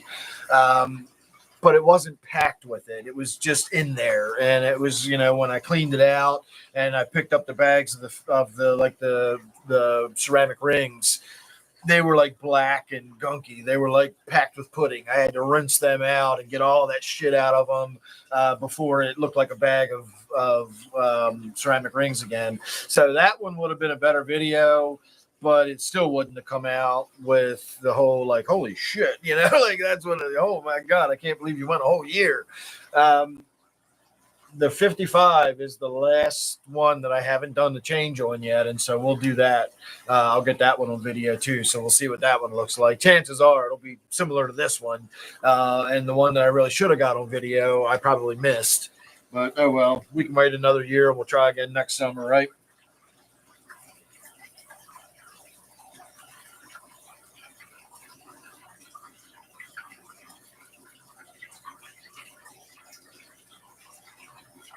Yeah, definitely look into that, Annie.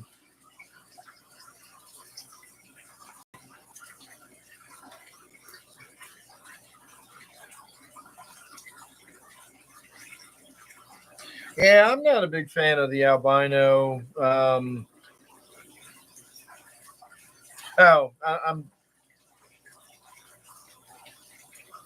My sound is off. Sound sounds all right to me.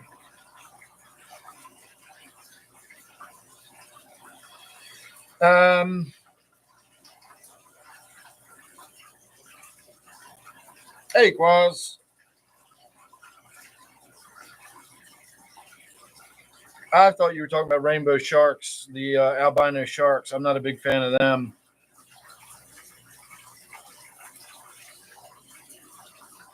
And we are still transmitting.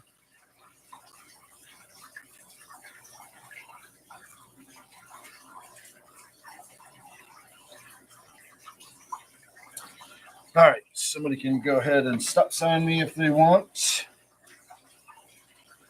Are you still with us, Steve? Do we have any plans this weekend? I looked at the weather. Tomorrow is supposed to be like 85, and I think Sunday is supposed to be like 76 or something like that. So Sunday's probably going to be more pleasant. Tomorrow's probably going to be muggy and humid, but neither day is calling much of a chance of rain, like a 15% chance in the afternoon. Again, just afternoon thunderstorms. We get that pretty much every day this time of year. So we should have some good weekend weather if you wanted to try to get together, if you're still awake.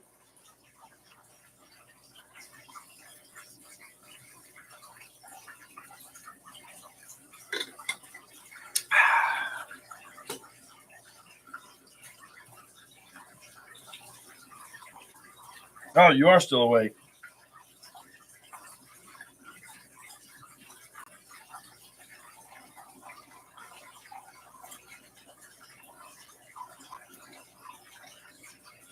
Just woketh back up. I shot 2 videos today while I was out on the water. When I was paddling upstream to the headwaters, I shot basically the same video I shot before, just to do a comparison, paddling from Clipper Mill Bridge up to the headwaters. It's about a half-mile paddle. I started a little closer to the headwaters. We didn't start right at the bridge. We started kind of when we were getting around the bend. But I got out and I walked and I dragged my kayak. And so, like, it's a lot longer and more. I'll have to look at it and see how it came out. If it came out okay, maybe I'll post it. But what I did from that point is once we got back in and we paddled all the way up to the actual headwaters where I ended the video, I cleaned off my camera lens. I collected myself for a moment, got my breath back. And then we shot a video paddling back down, and I went downstream with the flow of the current. And the whole video felt like it took about a minute and a half. Going downstream is so much faster than going upstream in a kayak. It really is, especially when it was flowing like it was. So at the very least, I think that video will come out pretty cool. So I may not post the going upstream, but you'll definitely get to see the coming downstream, and you'll see how fast the gunpowder. I guess you heard me earlier when I was saying that the water level is still really low. Like when you paddle up at the very headwaters, there's a ford. And if you're in my kayak and the water is all the way up to the top of the dam, and the reservoir is as full as it can be. The water level goes right to that ford, and I've actually paddled through it before. The water's coming over that just deep enough that if you hit the right spot and you push hard enough, you can get through that and continue on paddling upstream. So there's that ford, and then downstream about 50 feet, there's another row of rocks that creates a set of rapids as the water level starts coming down. So then it becomes two sets of rapids. Right now, the water level's below that second set, and it's like water's falling off of those rocks down into the river below it. But it's really flowing vigorously compared to what it normally does. So there's a ton of water coming through there, but it's still way down lower than I was expecting it to be. I thought it was going to be a lot of water, but I thought the water level was going to be up. And it's just not. The reservoir really is still getting lower, even though we're getting all this rain. So one reason could be that if the other reservoir, Loch Raven Reservoir, if that water level starts getting low, what they do is they open the dam at Pretty Boy Reservoir, which is just kind of a holding tank for the other one. So when the big reservoir starts getting empty, they open the dam at Pretty Boy and they let a bunch of water out of Pretty Boy, which flows downstream into that other reservoir and fills it back up. And so even though we're getting a lot of rain, they may be letting a lot of water out right now. And that's why it's not really, the water level's not coming up. It's still going down despite all this rain we're getting. I would have to check and see how much water they're actually letting out of the dam right now. But if they're really letting a lot out, that would explain why the level's still going down, even though we're getting all this rain. So maybe I'll do that tomorrow. Maybe I'll go down to the dam and see what's going on down there. There's probably a website I can go that tells you what they're doing. Coming back around Sunday. All right, I'll pencil you in. Maybe we'll try to do something on Sunday.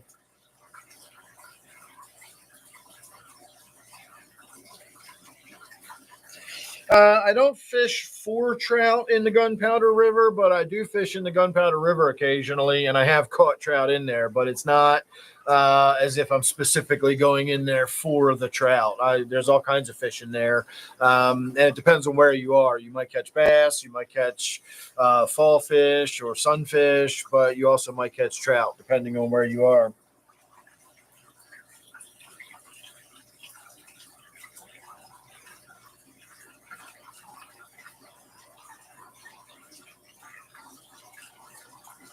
Oh, I also saw a really cool structure. I shot video of this today too, and I don't know if it's actually going to come out on video, but next time we go up there, Steve, if we do paddle out there this weekend, we'll have to check it out. So the first thing you need to remember is that Pretty Boy Reservoir exists because the Gunpowder River was dammed up, and so the valley is filled with water. Once upon a time, it used to be a river that just flowed through the bottom of a shallow valley. And there were farms and mills and all kinds of stuff around there. And there was traffic in the area. There were roads that crossed the river. There were bridges that went over the river. And there was also water traffic on the river. People used the river. The reason it got the name Gunpowder River is there were a lot of deposits of, potassium nitrate? I think it's potassium nitrate, saltpeter. It's one of the ingredients in gunpowder, and there's deposits all along the river. And during the Civil War, they used to mine it there and used it in the production of the gunpowder, and it just became the Gunpowder River from that. So this river traditionally has been used for river traffic and so on and so forth.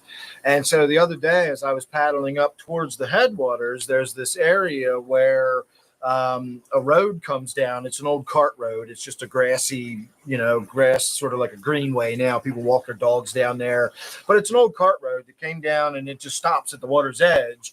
And if you look way down on the other side, you can see where once upon a time it picked up over there and it's just been cut off.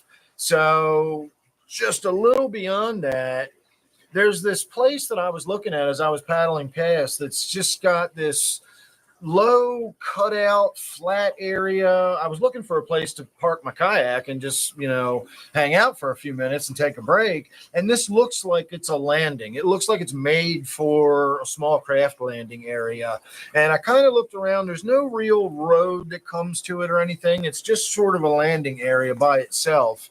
But I found it to be enticing enough. It was like it's very steep and jagged and rocky in this area, except for this one spot that looks like it's carved out to be a landing area.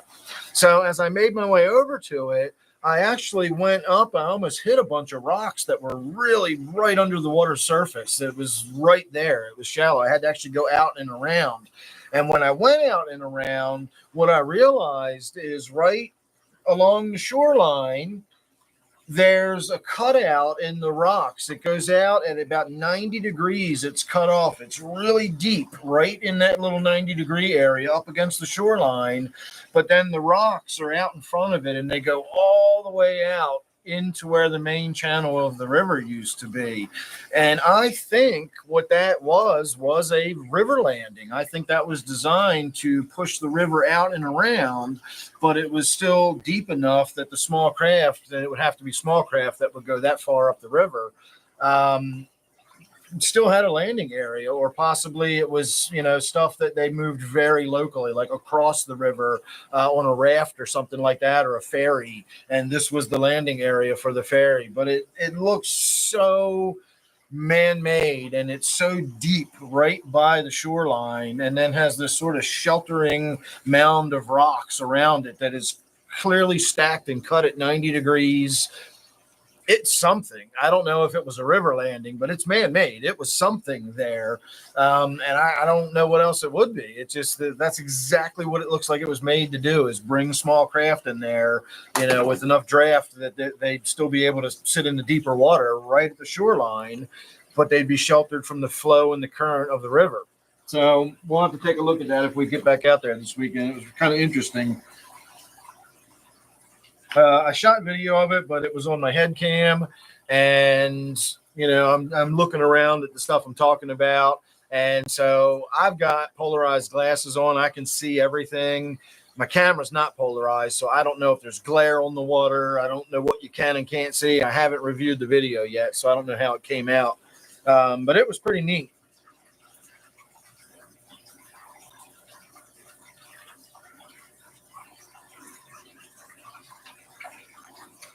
Very soft.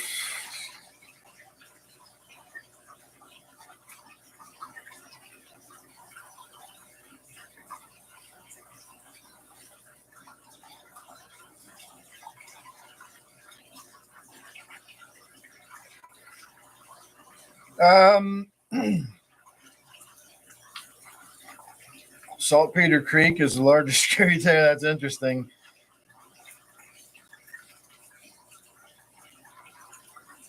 Cries out moonshine. I can see that.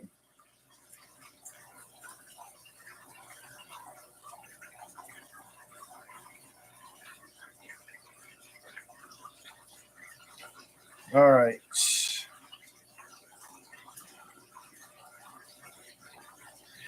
I don't know how many people still claim that you need to change your water every day for the discus and whatnot.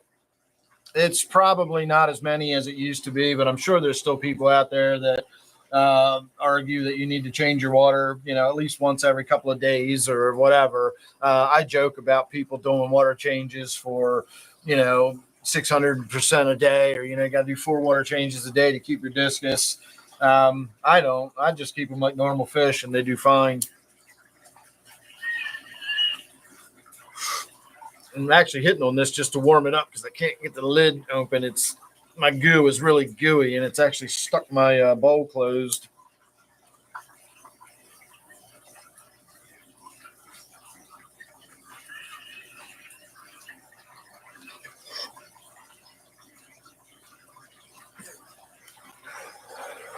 I got it open.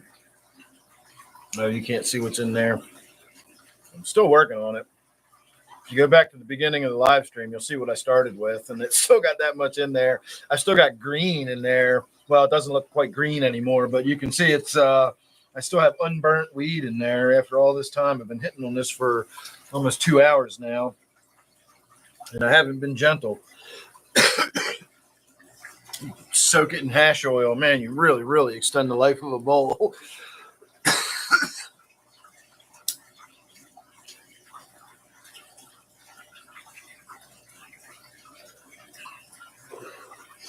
I need to clean it, though. I can barely open and close it anymore.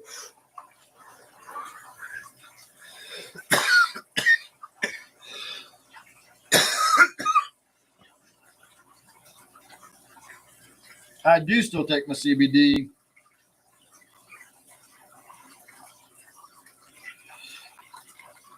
Hey, Craig. Hiteshew.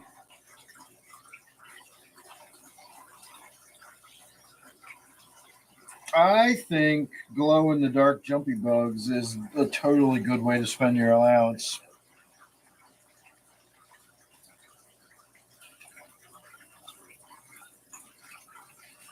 The TDS on this tank, is that what you're asking?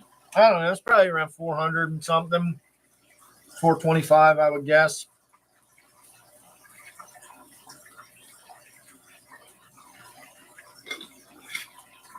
I can check.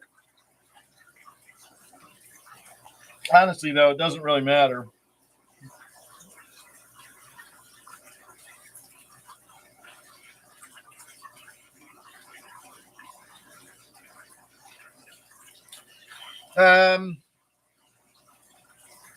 Just sold some fry. Nice. No, the fish are not inhaling the smoke. I've gone over this a million times. The smoke is not water soluble. It's not getting in there at all. The worst case scenario.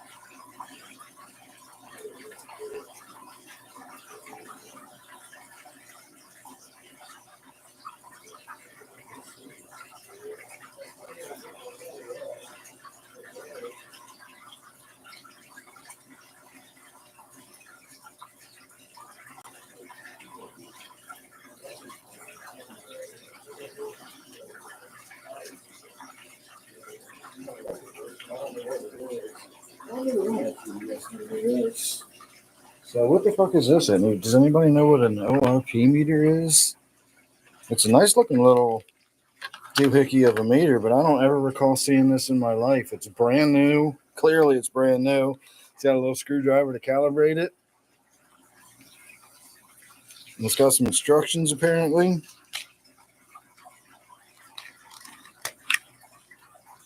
And it's got a tip that measures like the way a TDS meter would measure.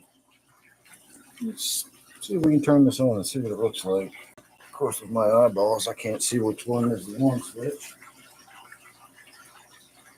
Oh, there's my TDS meter right there. Let's just go ahead and set this down for now. I told you my TDS meter was right here where I'm sitting. All right, which one is the on button? That's the on off, and that one is the hold. All right. So we'll look at 0.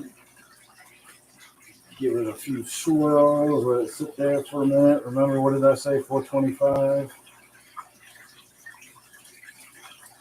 Give it a few swirls. That seems to be sitting pretty steady. Can you see that?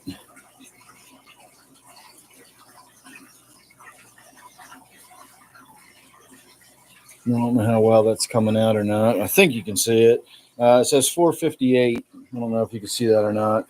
But 458 parts per million is the TDS. But again, that doesn't mean anything because we don't know what those parts are. There's a lot of sodium in the water. There's a bunch of nitrate in there. Some of that might be calcium. Some of it might be magnesium. There could be traces of iron in there. We don't know. Phosphate. I don't know if phosphate would be electrically conductive. Any ion in the water that is electrically conductive is going to show up on a TDS meter because that's what it's really measuring is the electrical conductivity, and then it just converts that to a number. So if you dissolve something into the tank like table sugar that is not electrically conductive, you can dump all the table sugar you want in a tank and it'll never affect your TDS. Whereas if you put a teaspoon of salt in your tank, it'll boom, hundreds of parts per million, your TDS will go up because the salt, the sodium, and the chloride are electrically conductive, whereas the sugar is not. So you can dissolve all the sugar in your tank as you want, and it'll never affect your TDS. So remember, your TDS meter really is an electrical conductivity meter, and that's only measuring the mineral ions basically that are in the tank. If it's not electrically conductive, it won't show up on the TDS meter.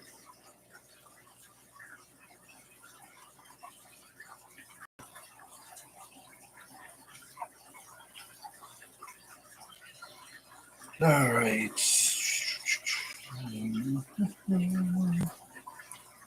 Smoke like a train.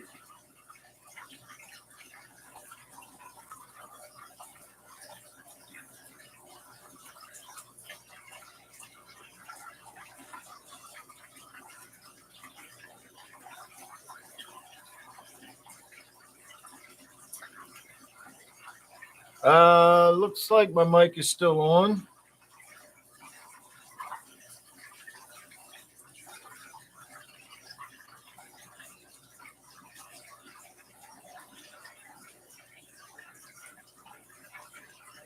Let's see. Can you hear me okay?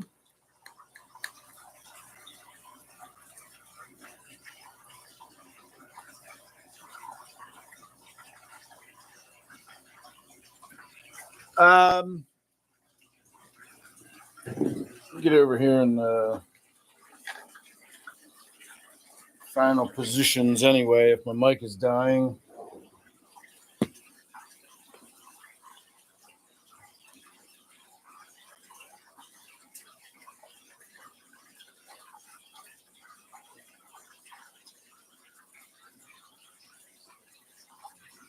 Well, I mean, there's my microphone. It's not like it went anywhere. So this is what you should be hearing. Is that what you're hearing? Now you should be not hearing me at all. You should just be seeing my lips move. But now I should sound far away.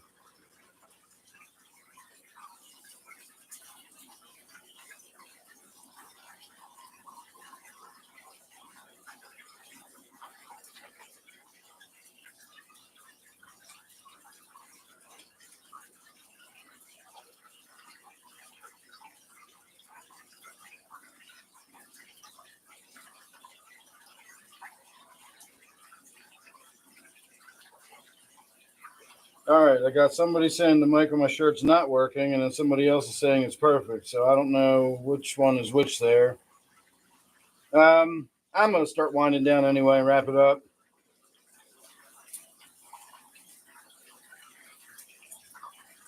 Well, I don't know how. I mean, I guess it could be the mic on my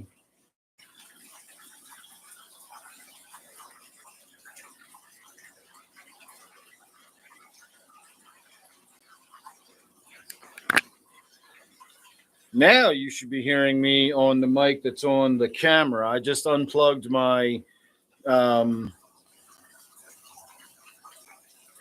this is my receiver. If this is plugged into the back of the camera, then you're not going to hear me on the camera's mic if this is plugged in. If this stops working, the sound just goes dead. You don't hear anything. If I unplug this, you should be picking me up on that mic. Once I plug this back in, you'll be picking me up on this mic. So let me do that. All right, give me a second.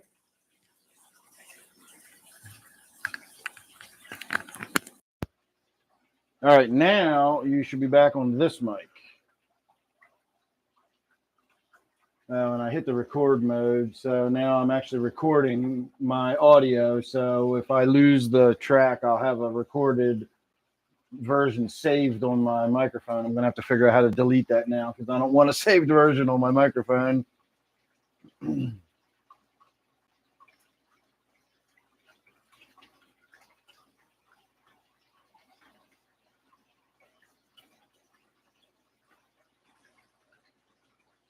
All right, let's walk in the other room. Now, you should be able to still hear me talking.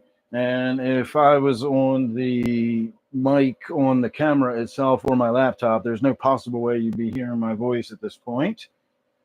So if you can still hear me right now and I'm all the way in the other side of the basement at all, then it's the microphone that's on my shirt that you're hearing. When I was looking for the TDS meter, I was mumbling to myself and kind of doing that, talking enough that you guys weren't getting dead air, but I wasn't really talking out loud. I was just kind of mumbling to myself, looking like, where is it and where could it be kind of thing.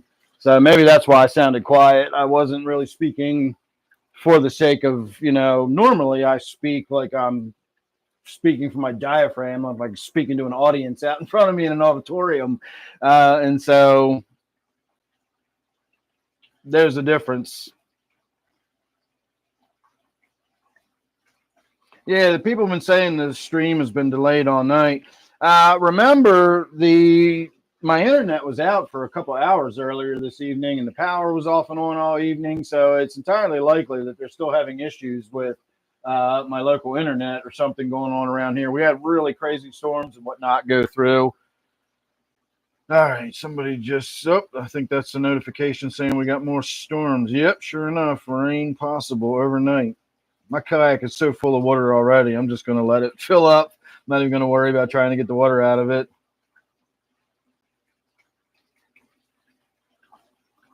Yeah, you'll definitely be hearing the water. The water you're hearing is this water here.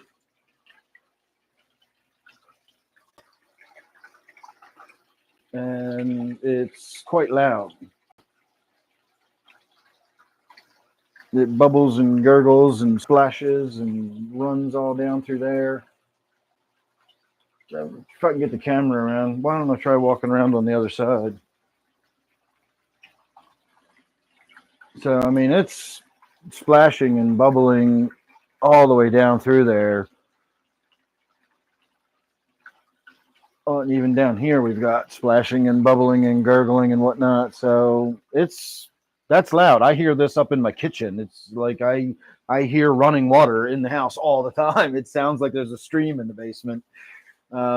At first, it was nerve-wracking. I used to not like aquariums that had splashing water in them, or like if the water was flowing out of the filter and doing that little bit of a waterfall effect and you got the splashiness. It used to drive me crazy because I thought something was leaking or overflowing or whatever.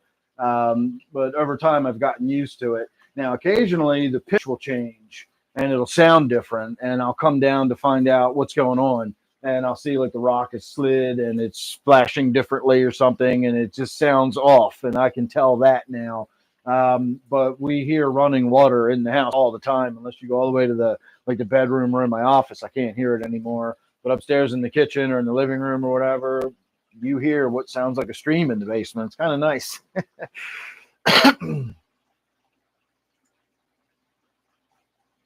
I actually did drill a drain hole in my cats drink out of that all the time. I did drill a drain hole in my other kayak, and I thought about drilling a drain hole in this one because even when I have it hanging up and covered, it still gets water in it somehow.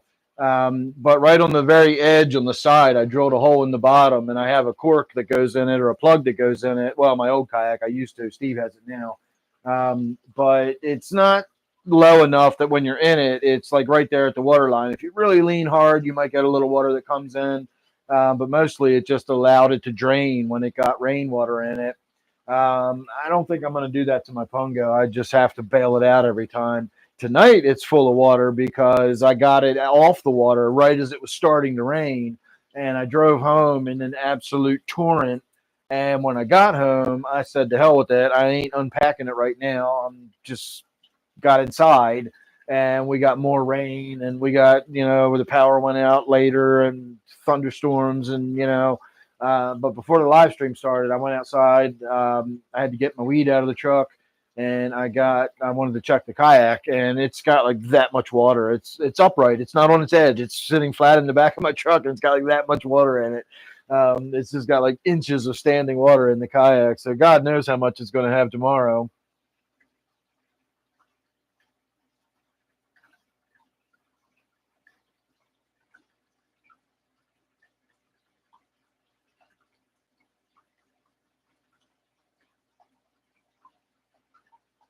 I do have a roof rack on my truck. Why?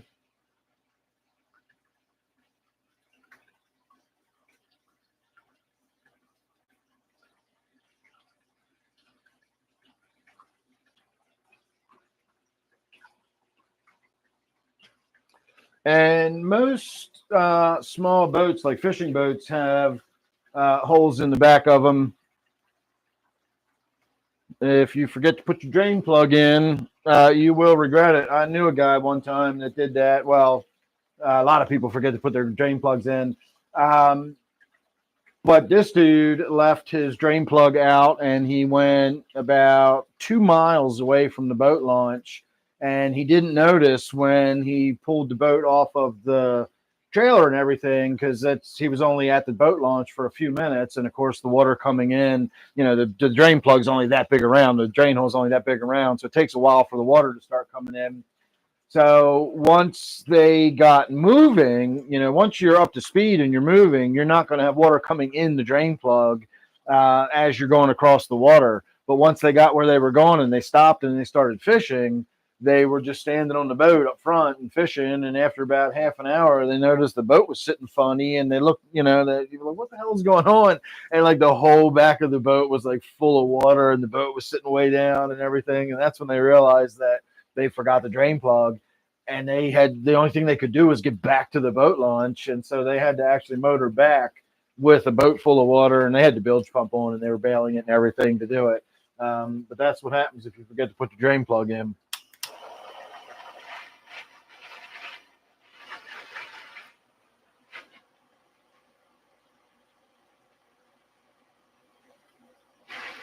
Well, Steve has the same. He's got the Forester with the roof rack, and he has to put his kayak up on the roof rack and everything. That's a huge pain in the ass. I just slide mine right into the back of the bed and strap it down and drive away. It takes me about 30 seconds.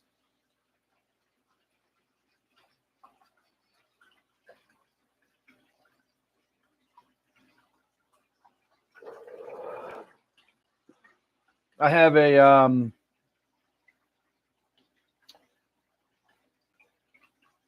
Ford Explorer Sport Track, so I got like that little 4-foot bed on it.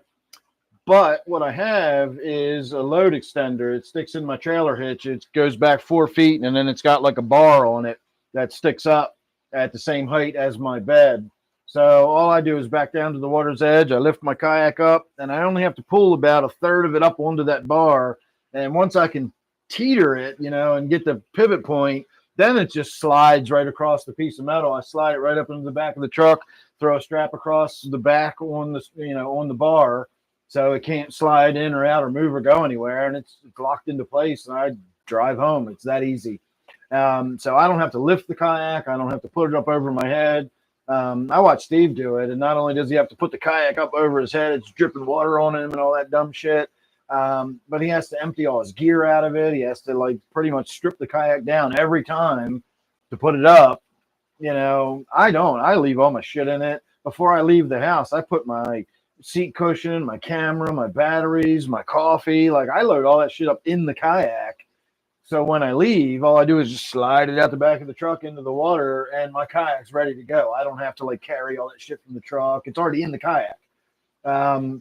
Pulling it out of the water full of shit is a little, I can do it, but I usually pull a lot of the stuff out and throw it back in the truck before I get it up in. But there's no need for me to use a roof rack. If I had a different vehicle, maybe, but with the pickup truck and the load extender on there, it's a breeze. I'm in and out of the water so fast. All right, Christopher. You'd have to ask Steve, but I'm guessing you're probably right, Annie. Steve often comments about how quickly I do my kayak versus how long it takes him to put his on and all that kind of stuff. The other day I was testing out, I got a new selfie stick that converts into a tripod and has like a rotating head on it so I can do portrait and change it. And anyway, I wanted to test that out. So I started at the back door. I started filming myself. I walked all the way out to where my truck's parked, set the tripod up, got it all working and everything. Took the, completely from nothing. The kayak was hanging up on my stand. It had its cover over it. My truck was parked.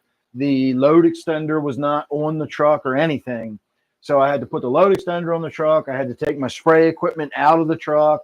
I had to take the cover off the kayak, put the kayak in, do all that shit, get the kayak strapped in, ready to go.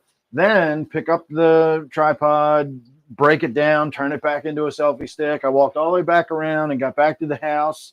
And when I uploaded the video to look at it and see how it all came out, it came out at less than 3 minutes and 30 seconds. The whole entire thing was less than 3 minutes and 30 seconds. So imagine how quickly, when I back down to the water's edge and my kayak's right in the water, imagine how quickly I can get that kayak loaded up and ready to go. If I can do the whole process of getting my truck ready and everything in approximately 3 minutes, So there's no way I'd be doing the roof rack.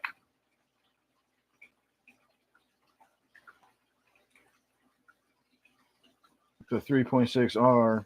I don't even know what engine I've got in mine. I know it's a V8, but I don't know. It's a small V8. It's not the 289. I wish it was an old 289.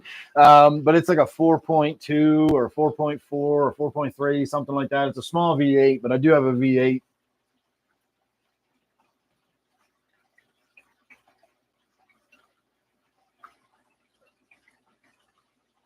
Yeah, I've seen the Toyotas set up like that, set up like campers and live in. Hey, Sean, how are you? Oh, man, that sucks. 4.8, that sounds about right. I know it's not a 5-liter. Oh, that sucks, Sean. I'm sorry to hear it. I lost most of the fish in my 125 years ago. I brought home some fish from the stream and didn't quarantine them, and I put them in that tank. And within 2 or 3 days, almost every fish in the tank was dead from columnaris. That's some nasty shit. So my heart goes out to you. I know how it feels. In fact, I'm not smoking a joint, but I'll do another dab with you. But I am going to start winding down.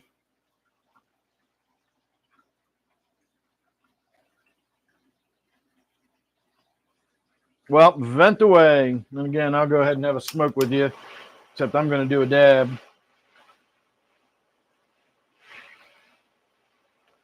But on the bright side, it gives you an opportunity to start up something completely new, start over, try a different type of tank, different fish.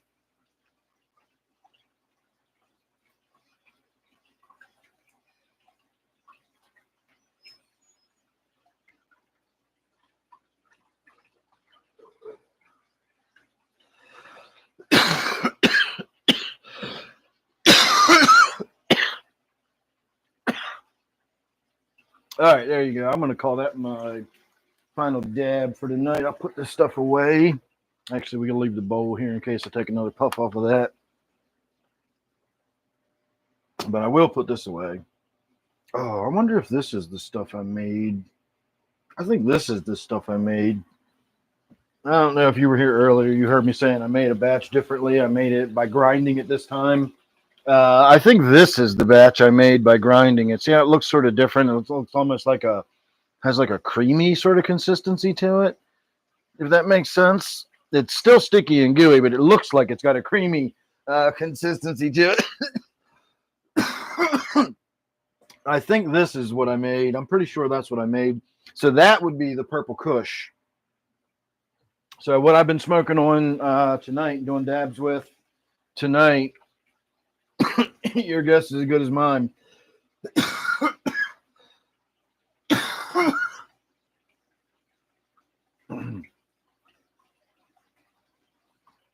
Hey, Neil, how are you?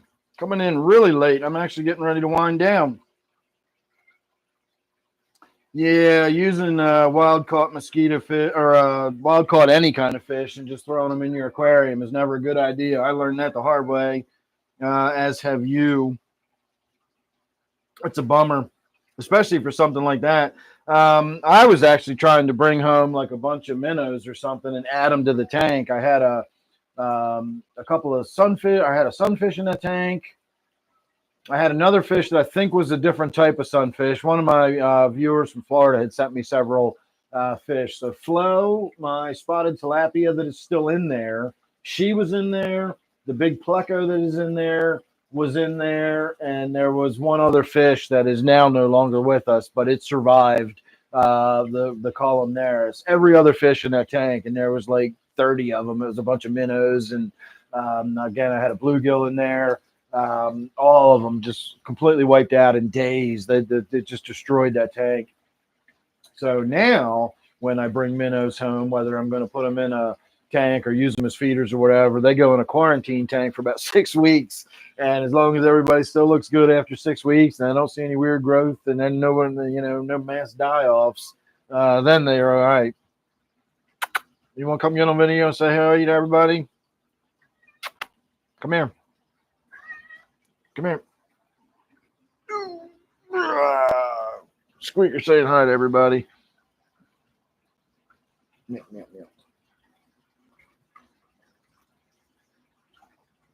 The camera's too far away for me to show you his tooties. Lord doesn't want to look at his butt.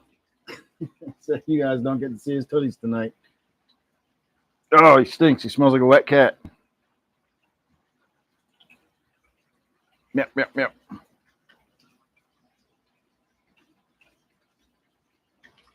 Yep. All right, everybody. Say goodnight to the squeaker.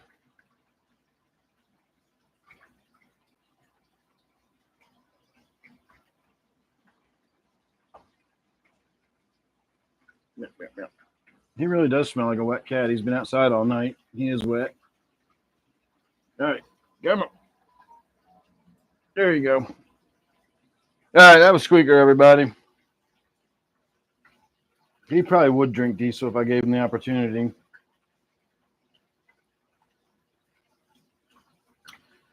All right, everybody. I'm going to wind down. If there's no last thoughts, comments, questions, etc., we can call it a night.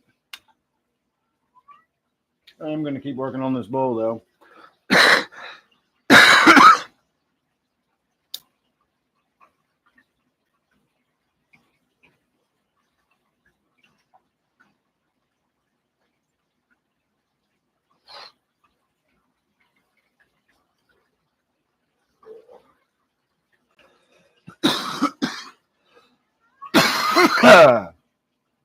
All right, everybody.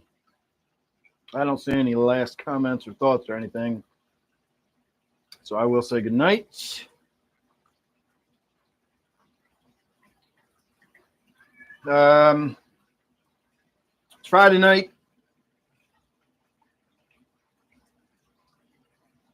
What is your question about shipping to Canada?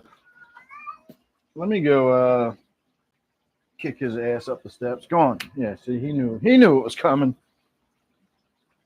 He knows when he's getting on my fucking nerves. All right, Neil, I will see you on Sunday, and that's what I was getting ready to say. I will wait for Annie's last question about shipping, although I probably can't answer it. If you are new around here, I do this every Friday night and Sunday night at 8 o'clock Eastern Time. I do a Wednesday members-only live stream on Wednesdays at 8 o'clock. So if you're interested in that, I also have a Discord server that's for members only. So $2.99 a month gets you membership. It's not really that expensive, and then you'll get on the Discord server with the whole rest of the community. Pretty much everybody's on there except me. I never really do much on the Discord, but it is there. It is available. You can message me if you wanted, etc. So you get the Discord server, you get the extra live stream every Wednesday at 8. And then you get some emojis and crap like that if you're interested in that sort of thing. So you'll get that for membership. Otherwise, if you're into just on the freebie, that's every Friday and Sunday night at 8 o'clock.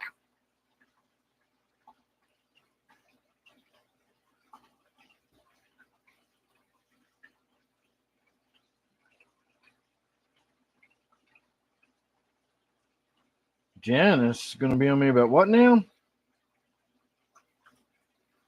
What about yelling at the stupid squeaker cat? Janice hasn't been on a live stream in weeks. I'd like to see Janet come back and say hello, but I don't think we're going to see Janet. I don't know. She might pop back in again. You never know. All right, everybody. On that note, we will see you all on Sunday night. I don't think I'm going to do any special live streaming this weekend, so we'll just say we'll see you all on Sunday night. All right, everybody. Thanks for watching. Hope you had a good time, and I will see you then. Good night.